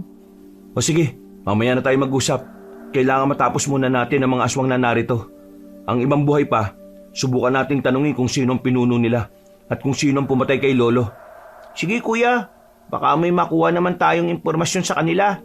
Sige, kayo na ang bahala sa mga buhay pa. Patayin nyo na sila pagkatapos nilang magsalita. Ako nang bahala magtapon sa katawan ng mga namatay na aswang. Sasamahan po kita ate, baka kung ano pa yung mangyari sa inyo Hindi na kailangan. Kung nakaya kong ibalibag ang mga aswang na aatake sana sa iyo makakaya ko rin yung mga aatake sa akin kung sakali. Sige po, Si kuya na lang po ang tutulungan ko. Bumalik ka kagad dito, Emilia. Mamaya, baka kung masukol ka ng mga aswang dyan. Sige, ako ang bahala. Hindi rin naman ako magtatagal. Dahil inisa-isa namin ni Kuya ang mga aswang na buhay pa, hindi na namin namalayan kung ano ang ginawa ni Emilia para iligpit ang mga bangkay ng aswang. Itinuon namin ang pansin namin sa pag-uusisa pero lahat sila hindi sumasagot sa amin. Dahil doon, minabuti na lang namin ni Kuya Florante na patayin na lang sila. Makalipas ang ilang sandali, bumalik si Emilia at sinabing na itapon na niya ang mga aswang. Siya na rin ang naglikpit sa iba pang katawan ng nilalang. Kaya hinintay na namin siya hanggang sa tuluyan siyang makabalik. Ang akala namin hindi ka na babalik eh. O baka may masamang nangyari sa'yo. Pasensya na kayo. Medyo natagalan kasi ako. Dahil sinigurado kong walang makakakita sa mga bangkay nila. O ano, tayo na? Mas mabuti siguro kung sabay ka na muna namin manatili. Baka kasi umuwi ka kagad sa inyo, dukutin ka lang. Oo nga po ate. Para naman magkaroon ng kasama si Lola kapag wala kami ni Kuya. Plano kasi namin na dalasan ng pagroronde eh. Ha? O sige, kung yan ang gusto nyo, yan ang masusunod. Basta kapag medyo malamig na ang sitwasyon, aalis na ako at uuwi na. Ikaw ang bahala ate. Kaligtasan lang naman po ninyong iniisip namin eh. Umuwi na kami sa bahay. Nagulat naman si Lola na meron kaming kasama. Kaya ipinaliwanag namin sa kanya. Pumayag naman siya sa kagustuhan namin, pero sa kondisyon na magkasama silang matutulog ni Ate Emilia at hindi kami papasok sa kwarto nila. Agad naman kaming pumayag sa gusto niya, kaya magmula noon sa bahay na tumira si Ate Emilia. Dahil kampante kami na meron ng kasama si Lola, tuwing gabi lumalabas kami para rumonda sa paligid. Isang gabi, habang nagro-ronda kami, Kuya, wala ka ba napapansin kay Ate Emilia? Nung una natin siya nakita kasi, nakaramdam ako ng kakaiba eh. Parang may kung ano siyang itinatago. Ha? Wala naman ah. Sa katunayan nga niyan, malapit silang dalawa ni Lole. Kahit papaano, hindi na mababagot sa bahay si Lola Marti. Baka naman hindi lang siya kampante sa atin dati. Ewan ko nga po ba? Tapos po, nawala na yung pakiramdam kong yun nung nakatira na siya sa atin. Pero itong mga nagdaang araw, kaiba sa kanya eh. Minsan nahuhuli ko siya itig ng masama kay Lola.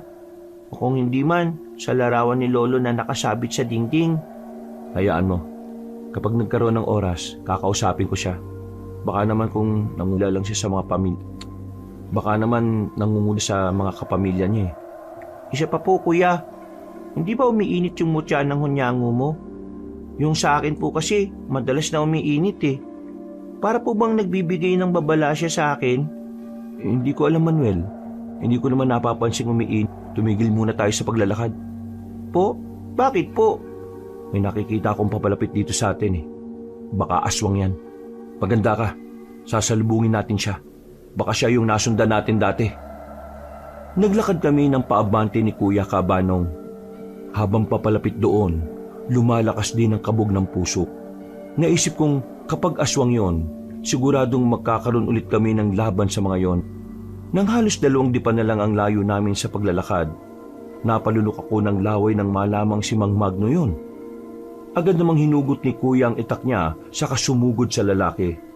Pipigilan ko pa sana siya pero hindi ko nagawa. Minabuti ko na lang nasundan siya at baka kung ano pa ang gawin sa kanya ni Mang Magno. Mang Magno, magsabi ka nga ng totoo. Kayo po ba yung aswang na nananalasa rito? Kayo rin po ba yung pinuno nila? Ano yung pinagsasasabi mo? Teka, hindi kita maintindihan ah. Kararating ko lang dito dahil may nakuha akong balita tungkol sa pumatay sa lolo mo. Puro naman kayo kasinungalingan eh. Magsabi ka na lang ng totoo habang maaga pa. Baka sakaling patawarin pa kita at hayaang makalis dito ng buhay. Bakit? Sino bang nagsabi sa iyo niyan?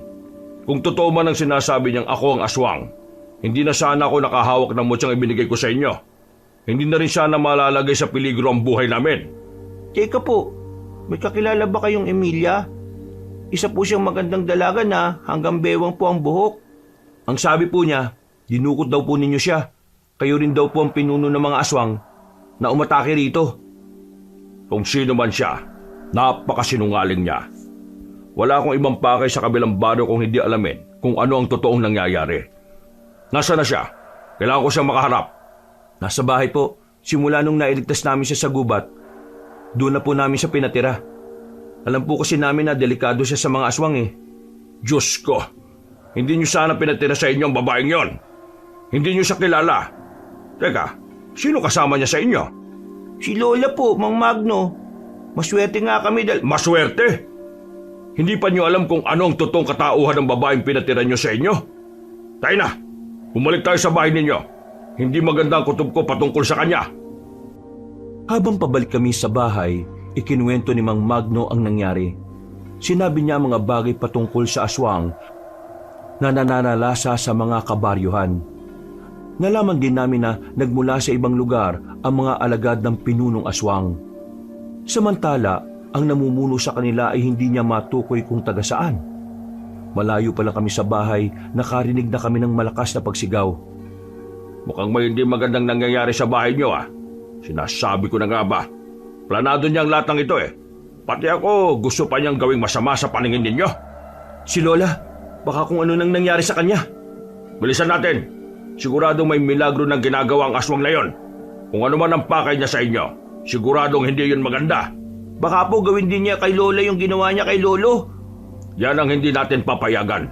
Sige, dumiretso kayo sa harapan ng bahay niyo. Iikot naman ako sa likuran para siguraduhin na hindi siya makakatakas.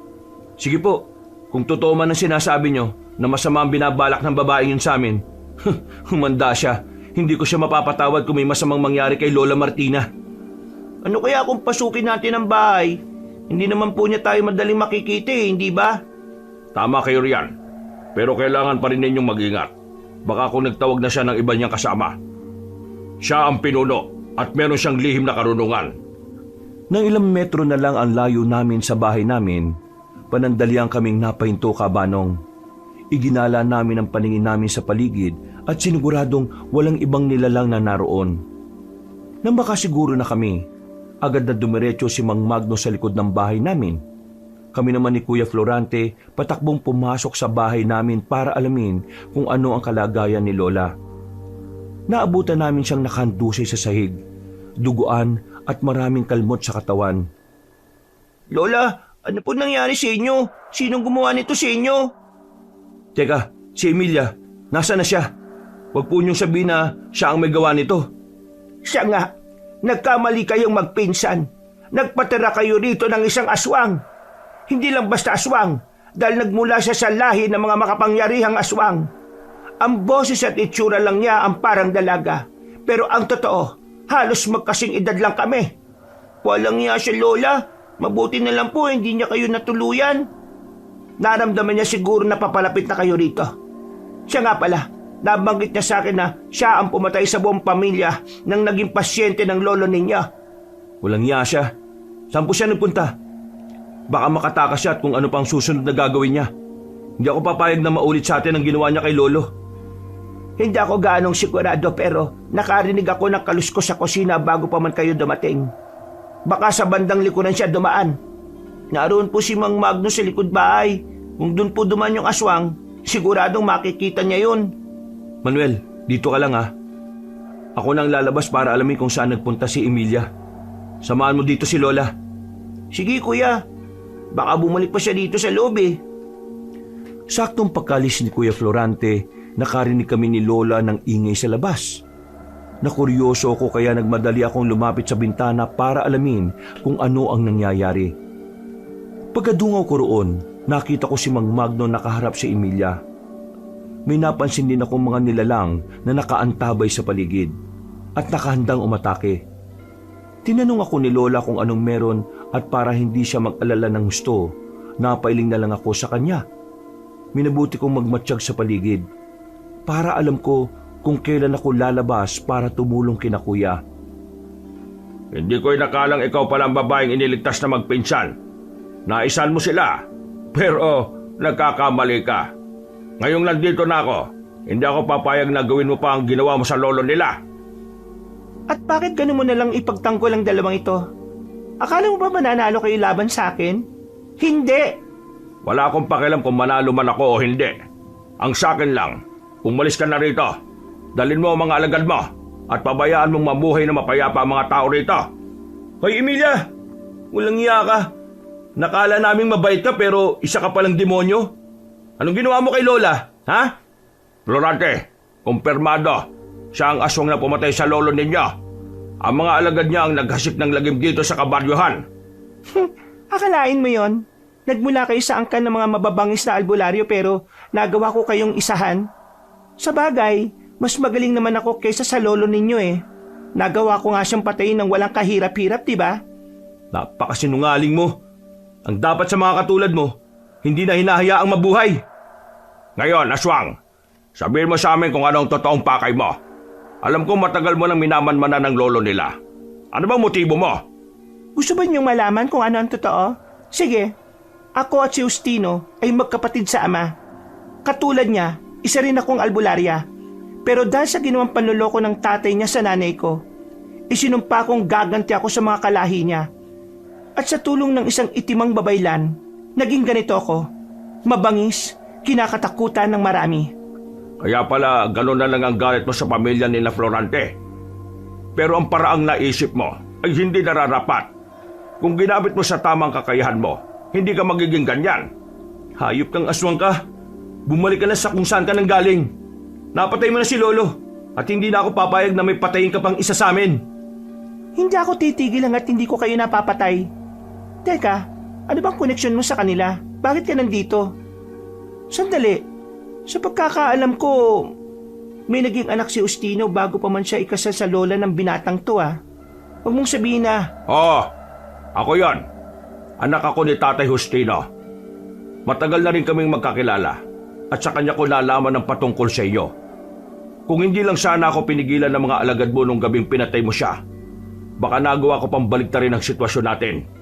Totoo bang sinasabi nyo? Tsuhin po namin kayo? Oo, Florante. At nandito ako para protektahan kayo laban sa aswang na yan. Kahit anong gawin mo, nakaguhit na sa mga bituin ng kapalaran ninyo. At maswerte ka, Magno. Nandito ka rin para mamatay kasama nila. Namulagat ang mga mata ko dahil sa aking narinig. Napalingon pa ako kay Lola pero wala siyang naging reaksyon patungkol sa mga revelasyon na nasa labas. Inusisa ko siya pero ayon sa kanya, matagal na niyang alam ang patungkol kay Mang Magno.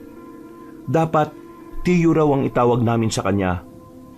Babalik na sana ako sa pwesto ni Lola pero napasigaw si Emilia para tawagin ang mga kasamahan niya. Sinipat ko ang paligid at nakita kong papalapit sa bahay namin ng ibang aswang.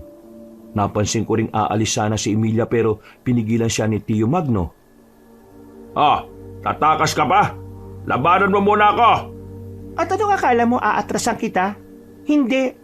Alam kong kulang pang kakayahan mo para matalo ko. Mang Magno, Tio Magno. Kayo na po muna ang bahala sa aswang na yan ha. Kailangan siguraduhin ko po muna na hindi makakapasok sa bayang ibang aswang. Baka kung anong gawin nila kina Lola eh. Sige Florante, mag-iingat ka. Huwag mo nang intindihin ang aswang na ito. Makakaya ko na siyang talunin. Wag puro yabang. Patunayan mo muna. Kahit na babae ako, alam kong mas may kakayahan ako sa iyo. Umatake kay Tio Magno si Emilia at nagsimula silang makipagbuno sa isa't isa. Nang makita kong papalis na si Kuya, nagpa siya akong lumipat ng pwesto. Muli akong sumilip sa labas at nakita kong ilang dipa na lang ang layo ng mga aswang kay Kuya. Nung mga panahong yon, naisip kong bumaba na rin para tulungan ng pinsan ko. Alam kong delikado ang sitwasyon niya dahil humigit kumulang sa 10 ang mga nilalang na naroon. Lola, kailangan kong bumaba para tulungan si Kuya Florante ha. Marami po ang mga aswang na nakahandang umatake sa kanya eh. Ano ang magagawa mo? Baka kung pagpestahan ka lang ng mga aswang dyan sa labas. Magtago ka na lang dito, apo. May proteksyon naman po ako. Merong ibinigay si Mang Magno na mutya sa amin ni Kuya. Siguro, sapat na to para magawa naming matalo ang mga yan. Sige, ikaw ang bahala. Basta siguraduhin nyo lang makakabalik kayo rito ng ligtas. Hindi ko kakayanin kung pati kayo ikukunin din sa akin ng mga aswang na yan. Opo Lola, pangako po. Babalik kami dito ng ligtas ni Kuya. Aalalayan ko po muna siya at baka hindi niya kayanin ng mga nilalang na yun eh. O siya, basta mag-iingat kayo ha. Opo. Nagmamadali akong lumabas sa bahay namin para puntahan ang pinsan ko. Napahawak na ako ng maigpit sa itak ko at pinakiramdaman ng paligid. Nagulat pa si Kuya Florante nang makita niyang papalapit na ako sa kanya. Saktong pagkalapit ko sa kanya, umusad din ang mga aswang hanggang sa makatapat na namin sila. Nagtaka pa ako kung bakit wala man lang silang reaksyon at animoy hindi nila kami nakita. Sigurado na dahil ito sa mutya ng hunyangon ibinigay sa atin. Kung hindi nila tayo nakikita, mas mabuti yan. Para magawa natin silang atakin mula sa likuran. Kung ano po ang palagay niyong makabubuti, kuya, yan ang gagawin natin. Hiikutan ko sila at sa likuran nila ako aatake. Kapag napalingon sila sa akin, gawin mo makakaya mo para mataga mo sila. Huwag kang papayag na madakip ng kahit isa man sa kanila. Gamitin mo ang liksin ng pangangatawan mo. Sige, kuya. Huwag kang makampante mga aswang sila. At kaya nila tayong linlangin. Gamitin lang natin ang pagkakataon na hindi pa nila tayo namamalayan. Dahil sa bertud ng hunyango natin. Napatango ko sa sinabi niya. Noon din pumunta si kuya sa bandang likuran ng mga aswang. Sumenya siya sa akin para makapaganda ako. At sa isang iglap, napasigaw siya para kunin ang atensyon ng mga aswang. Napalingon naman ang mga nilalang sa kanya. At lahat sila'y napaangil. Noon din, isa-isang umatake ang mga aswang. Kaya mabilis kong nilapitan ng nasa pinakalikuran nila. Tinaga ko yon at nagawa ko siyang tamaan sa tagiliran. Nagalit ang aswang at sa hindi ko inaasahan, inatake niya ako at naibuwal sa lupa. Kuya, tulungan mo ako. Papatayin ako ng aswang na ito. Makakaya mo ang aswang na yan, Manuel. Magtiwala ka sa sarili mo. Huwag ka mag-alala. Pipigilan ko ang ibang nandito para hindi sila makalapit sa iyo. At madagdagan pa ang kalaban mo.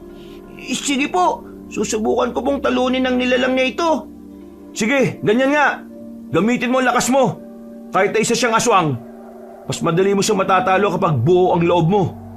May tangan ka. At isa yan sa mga alas mo laban sa kanila. Sige po. Umanda ka sa akin, aswang. Kasabay ng paghugot ko ng lakas kabanong, itinulak ko siya palayo sa akin. Napangiti na lang ako nang mapalumpasay siya sa lupa. Noon din, dinampot ko ang itak ko at tinaga siya. Napaungo lang nilalang at napahawak sa kanyang kaliwang pisngi. Susugod pa sana siya pero siniguan ako ni kuya na tuluyan na ang nilalang na yon para hindi na makapanlaban pa. Napatango naman ako sa kanya at buong lakas kong tinaga ang nilalang sa kanyang liig.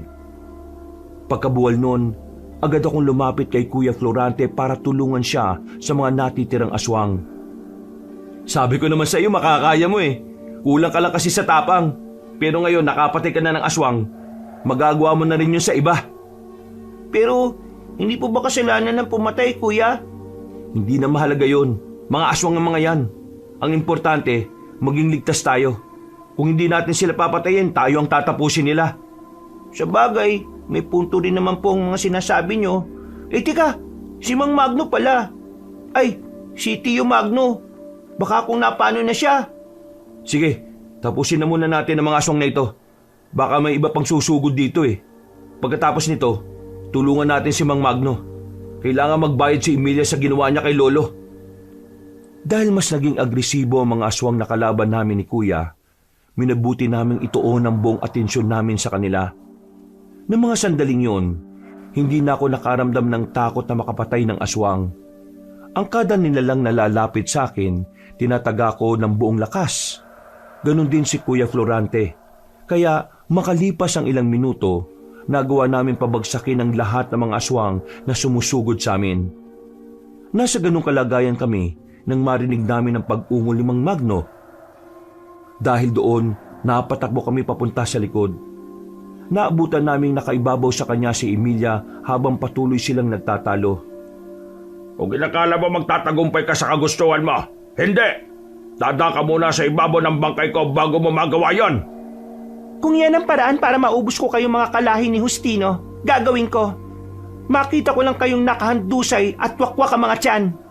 Alam kong nagawa ko na ang ipinangako ko sa bangkay ni nanay.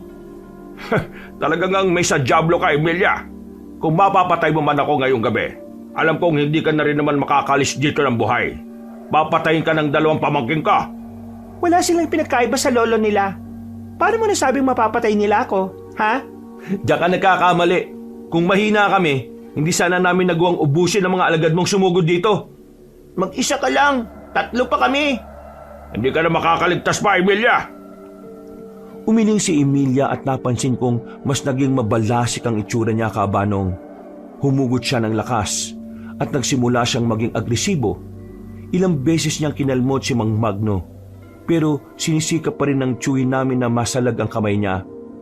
Nasa ganong sitwasyon silang dalawa nang bagyang mapaupo ang aswang. Hinamba niya si Mang Magno na susuntukin, kaya mas lumapit kami sa kanila, Kabanong.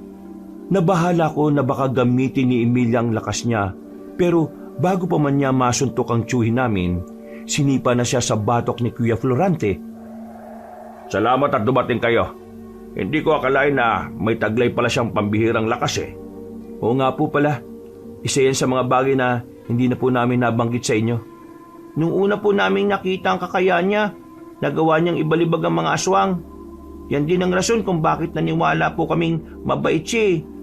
Dahil tumulong siya makipaglaban sa amin para magapi ang mga aswang. Talagang napakademonyo ng aswang na yan. Gagawin niya ang lahat para lang magawa niya ang pinaplano niya. Pero hindi natin siya papayagan. Tama po kayo, Tio Magno. Igaganti natin si Lolo. Magsasalita pa sana ulit ako, Kabanong, pero nakarinig kami ng pag-angil sa aming likuran.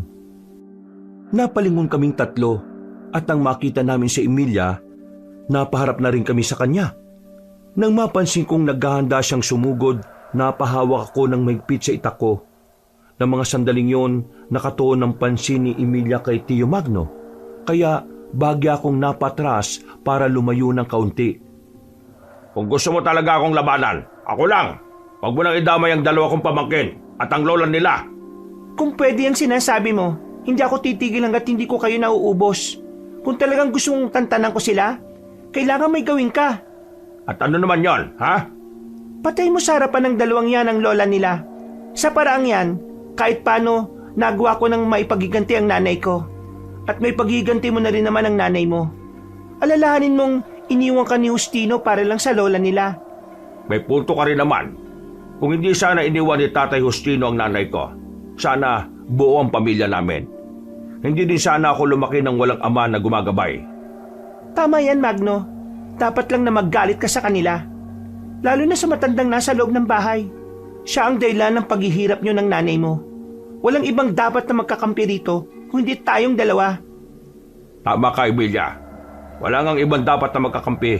Kung hindi, kami! Dahil isa kang aswang at hindi dapat pinapaniwalaan ng mga salita mo.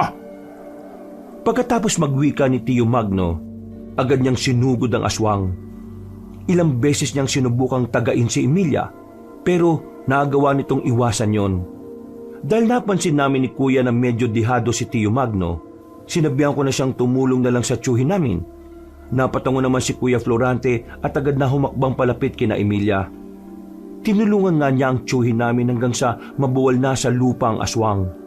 Susubukan pa sanang apakan ni Tio Magno ang likod ni Emilia, pero bigla nitong hinawakan ang binti ng tiyuhi namin. Hindi mo ako maiisahan. Tingnan natin kung babaligtad ka kapag hinawakan ko at iangat ang paa mo. Aray ko! Hayop ka talaga, Emilia. Gamit lang ang isang kamay. Nagawa mo akong ibuwal.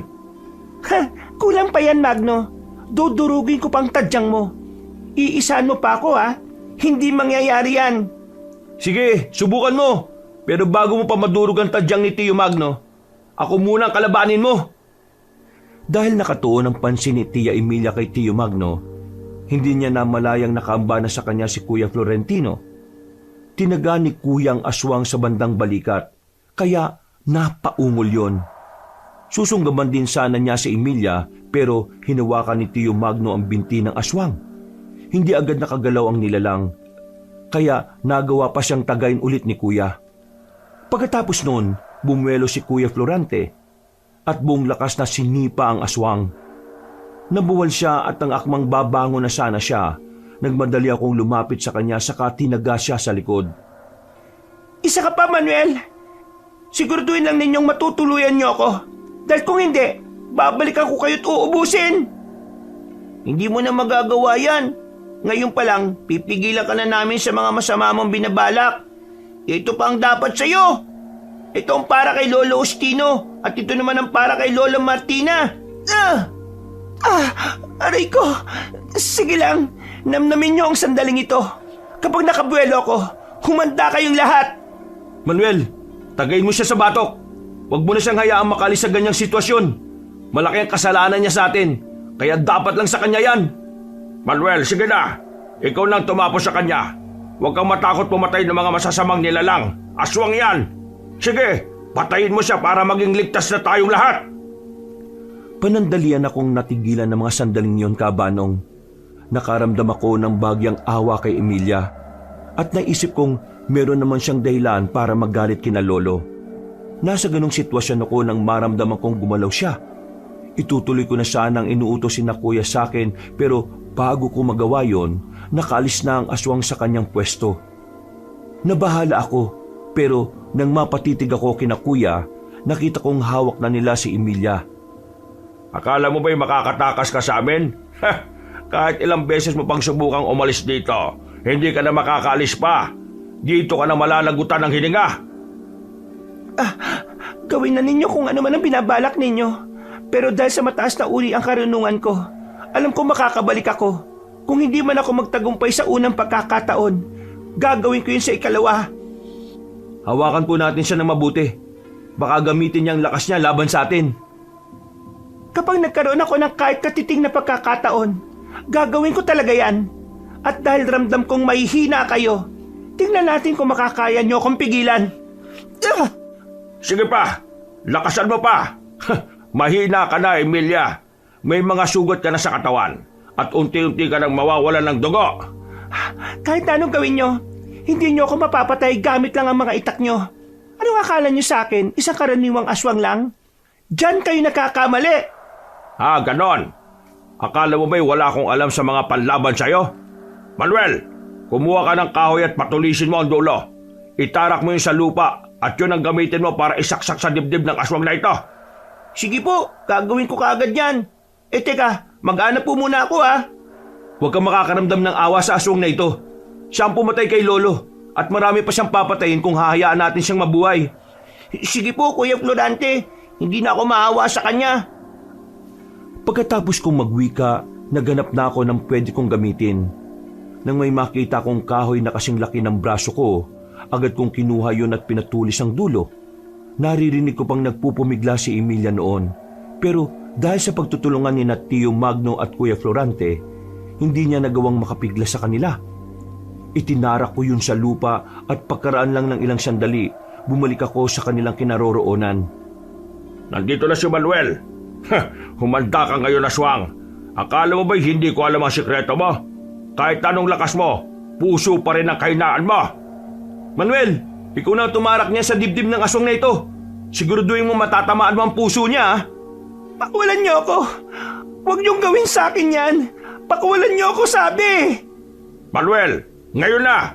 Bago pa man tuluyan makapiglas ang nilalang na ito. Dali! Sige po.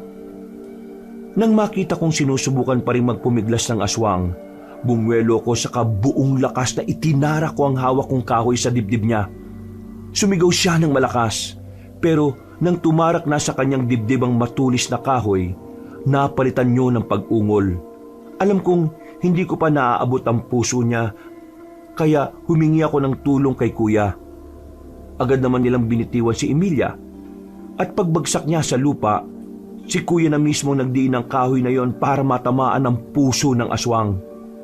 Yan ang dapat sa mga kagaya niyang aswang. Ngayon, tignan nyo, hindi na siya gumagalaw.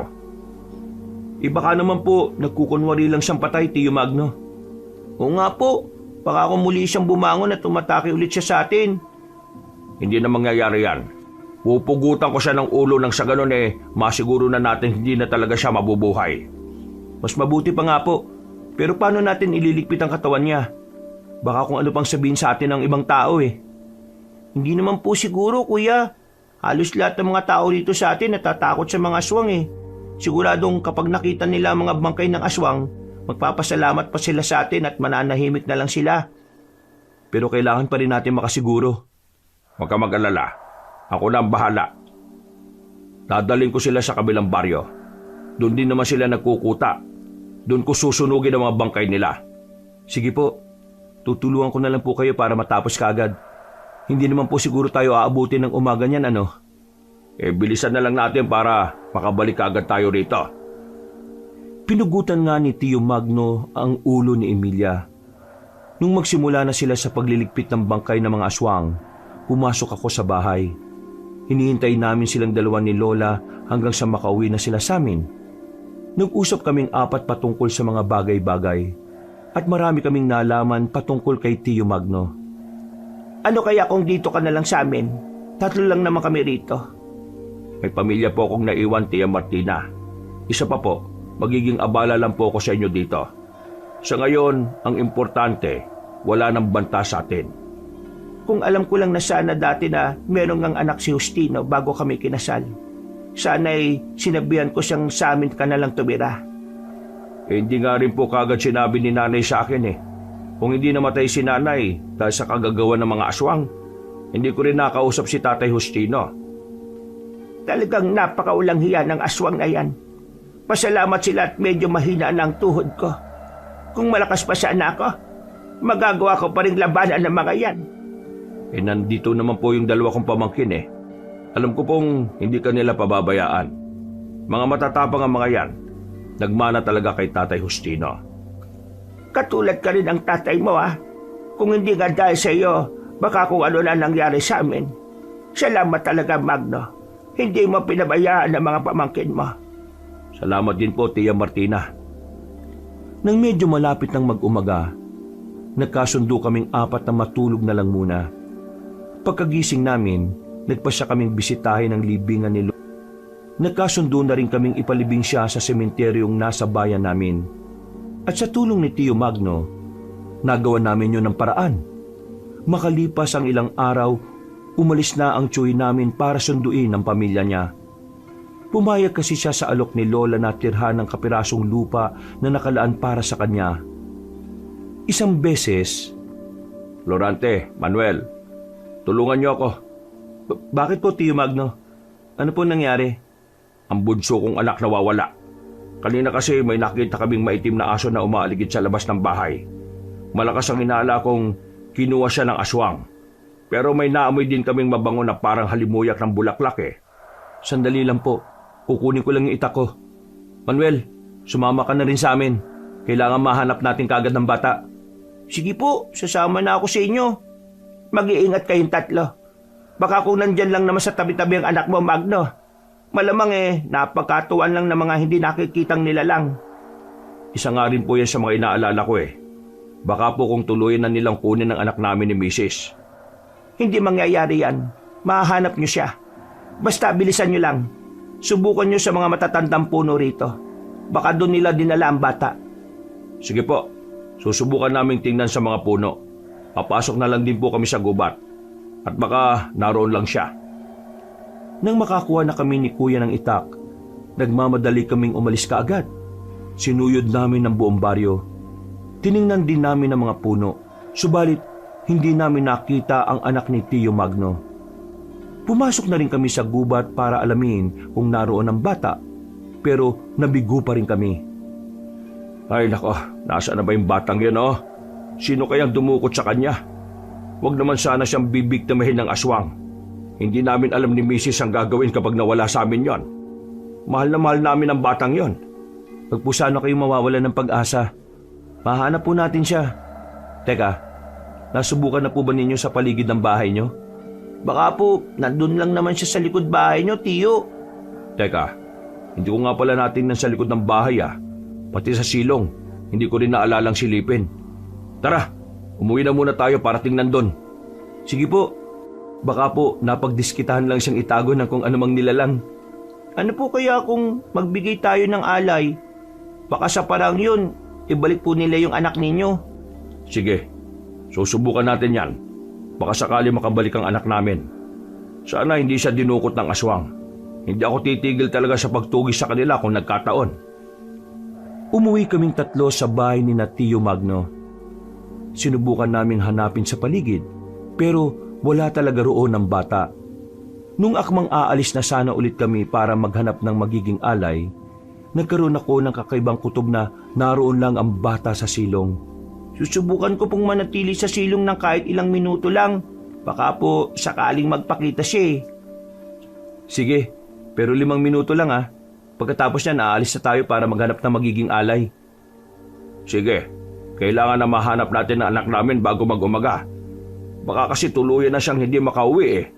Sige po, iwan na lang po ninyo muna ako dito.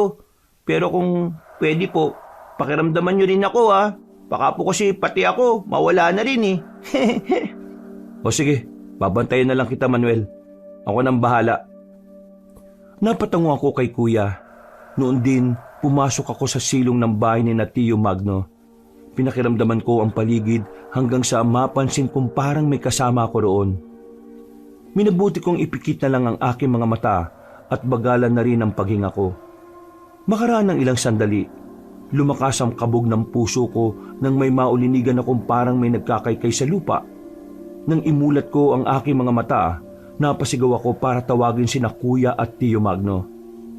O Manuel, bakit? May problema ba? Ano? Nandyan ba ang anak namin? Teka, nandyan nga. Paano nandyan yan eh? Nang silipin natin, wala naman. Nagtataka nga rin po ako eh. Pagpasok ko po dito, may naramdaman kagad akong kakaiba. Minabuti kong bagalan ng paghinga ko para hindi masyado makaistorbo. At nagulat na lang ako nang makitang anak niyo na naglalaro ng alikabok. Kung ganun, pinaglalaroan nga siya ng mga hindi nakikitang nilalang. Baka nga po kung gabay niya yung nakipaglaro sa kanya eh. Malaki ang tsansa na tama ang sinabi mo, Florante. Nasa lahi natin ang pagiging albularyo eh. Ay teka, kukunin ko na muna siya at paliliguan. Halos lumangoy siya sa alikabok eh. Mas mabuti pa nga po. O paano? Uwi na rin po muna kami, Tio. Mag-isa lang si Lola sa bahay eh. Baka kung mapano siya. Baka kasi maulit pa yung nangyari dati. O siya sige, mag-iingat kayong dalawa ha. Opo, Tio Magno. Umuwi kami ni Kuya at nang naroon na kami, naabutan namin si Lola na nakadungaw sa bintana. Inusisan niya kami kung ano ang nangyari. Kaya ikinuwento namin ang patungkol sa pagkawala ng bata hanggang sa kung paano ko nakita yon.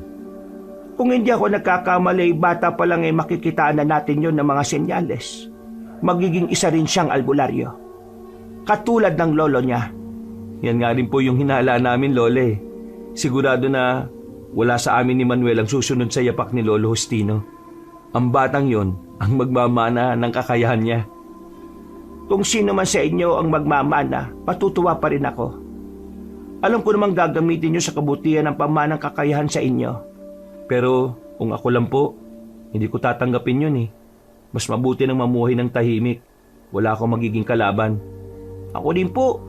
Pero kung sakali man na ako talaga napili, tatanggapin ko po yun. Saka mag-aaral pa po ako ng gusto. Gagawin ko rin po ang lahat para magamot ang lahat ng mga taong lumalapit sa akin at humingi ng tulong. Basta ako, kung ano man magiging desisyon niyong dalawa, susuportahan ko na kayo. Mga apo ko kayo at mahal ko kayong pareho. Dahil malalim na ang gabi, nagpasya kaming matulog na muna. Hindi ko na rin inisip pa ang patungkol sa pagiging albularyo dahil sa sobrang antok. Subalit sa hindi ko malamang dahilan, napanaginipan ko si Lolo at may kung ano siyang ipinapasa sa akin. Nagwika rin siya sa akin na manggagamot ako at gagawin niya ang lahat para maturuan ako. Kinabukasan pagkagising ko, nakaramdam agad ako ng kakaiba sa katawan ko. Oh, bakit parang matamlay ka, Manuel? May sakit ka ba? Tinatrangkaso ka ba? Hindi po, Lola. Ang totoo po niyan, napanaginipan ko po si Lolo eh. Sinabi niya sa akin na manggagamot ako at tutulungan niya ako. Ano? Kung ganun ikaw ang napili niya. Wala ka na magagawa kung hindi ang tanggapin ang responsibilidad na yan, Manuel. Pero baka kung... Huwag ka mag-alala. Tutulungan kita, Manuel. Hindi kita pababayaan. Alam ko kung gaano kahirap ang maging isang albularyo eh. Nakita ko naman yun kay Lolo. Mas mabuti pa nga, Florante. Kailangan pa ng pinsan mo ng paggabay at isa ka sa maaasahan niya. Basta kahit na anong mangyari, huwag kayong magpapalinlang sa puwersa na kadiliman.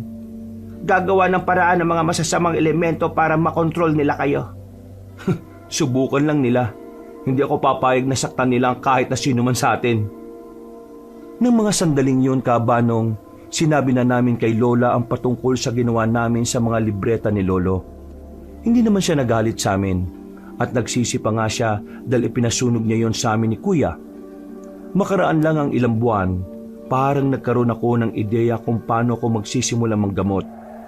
Gabi-gabi ko ring napapanaginipan si Lolo noon at may mga bagay siyang itinuturo sa akin. Sa ngayon, wala na si Lola Martina at ako, ipinagpatuloy ko ang misyon na minsang iniatas ng Diyos kay Lolo Justino. Wakas,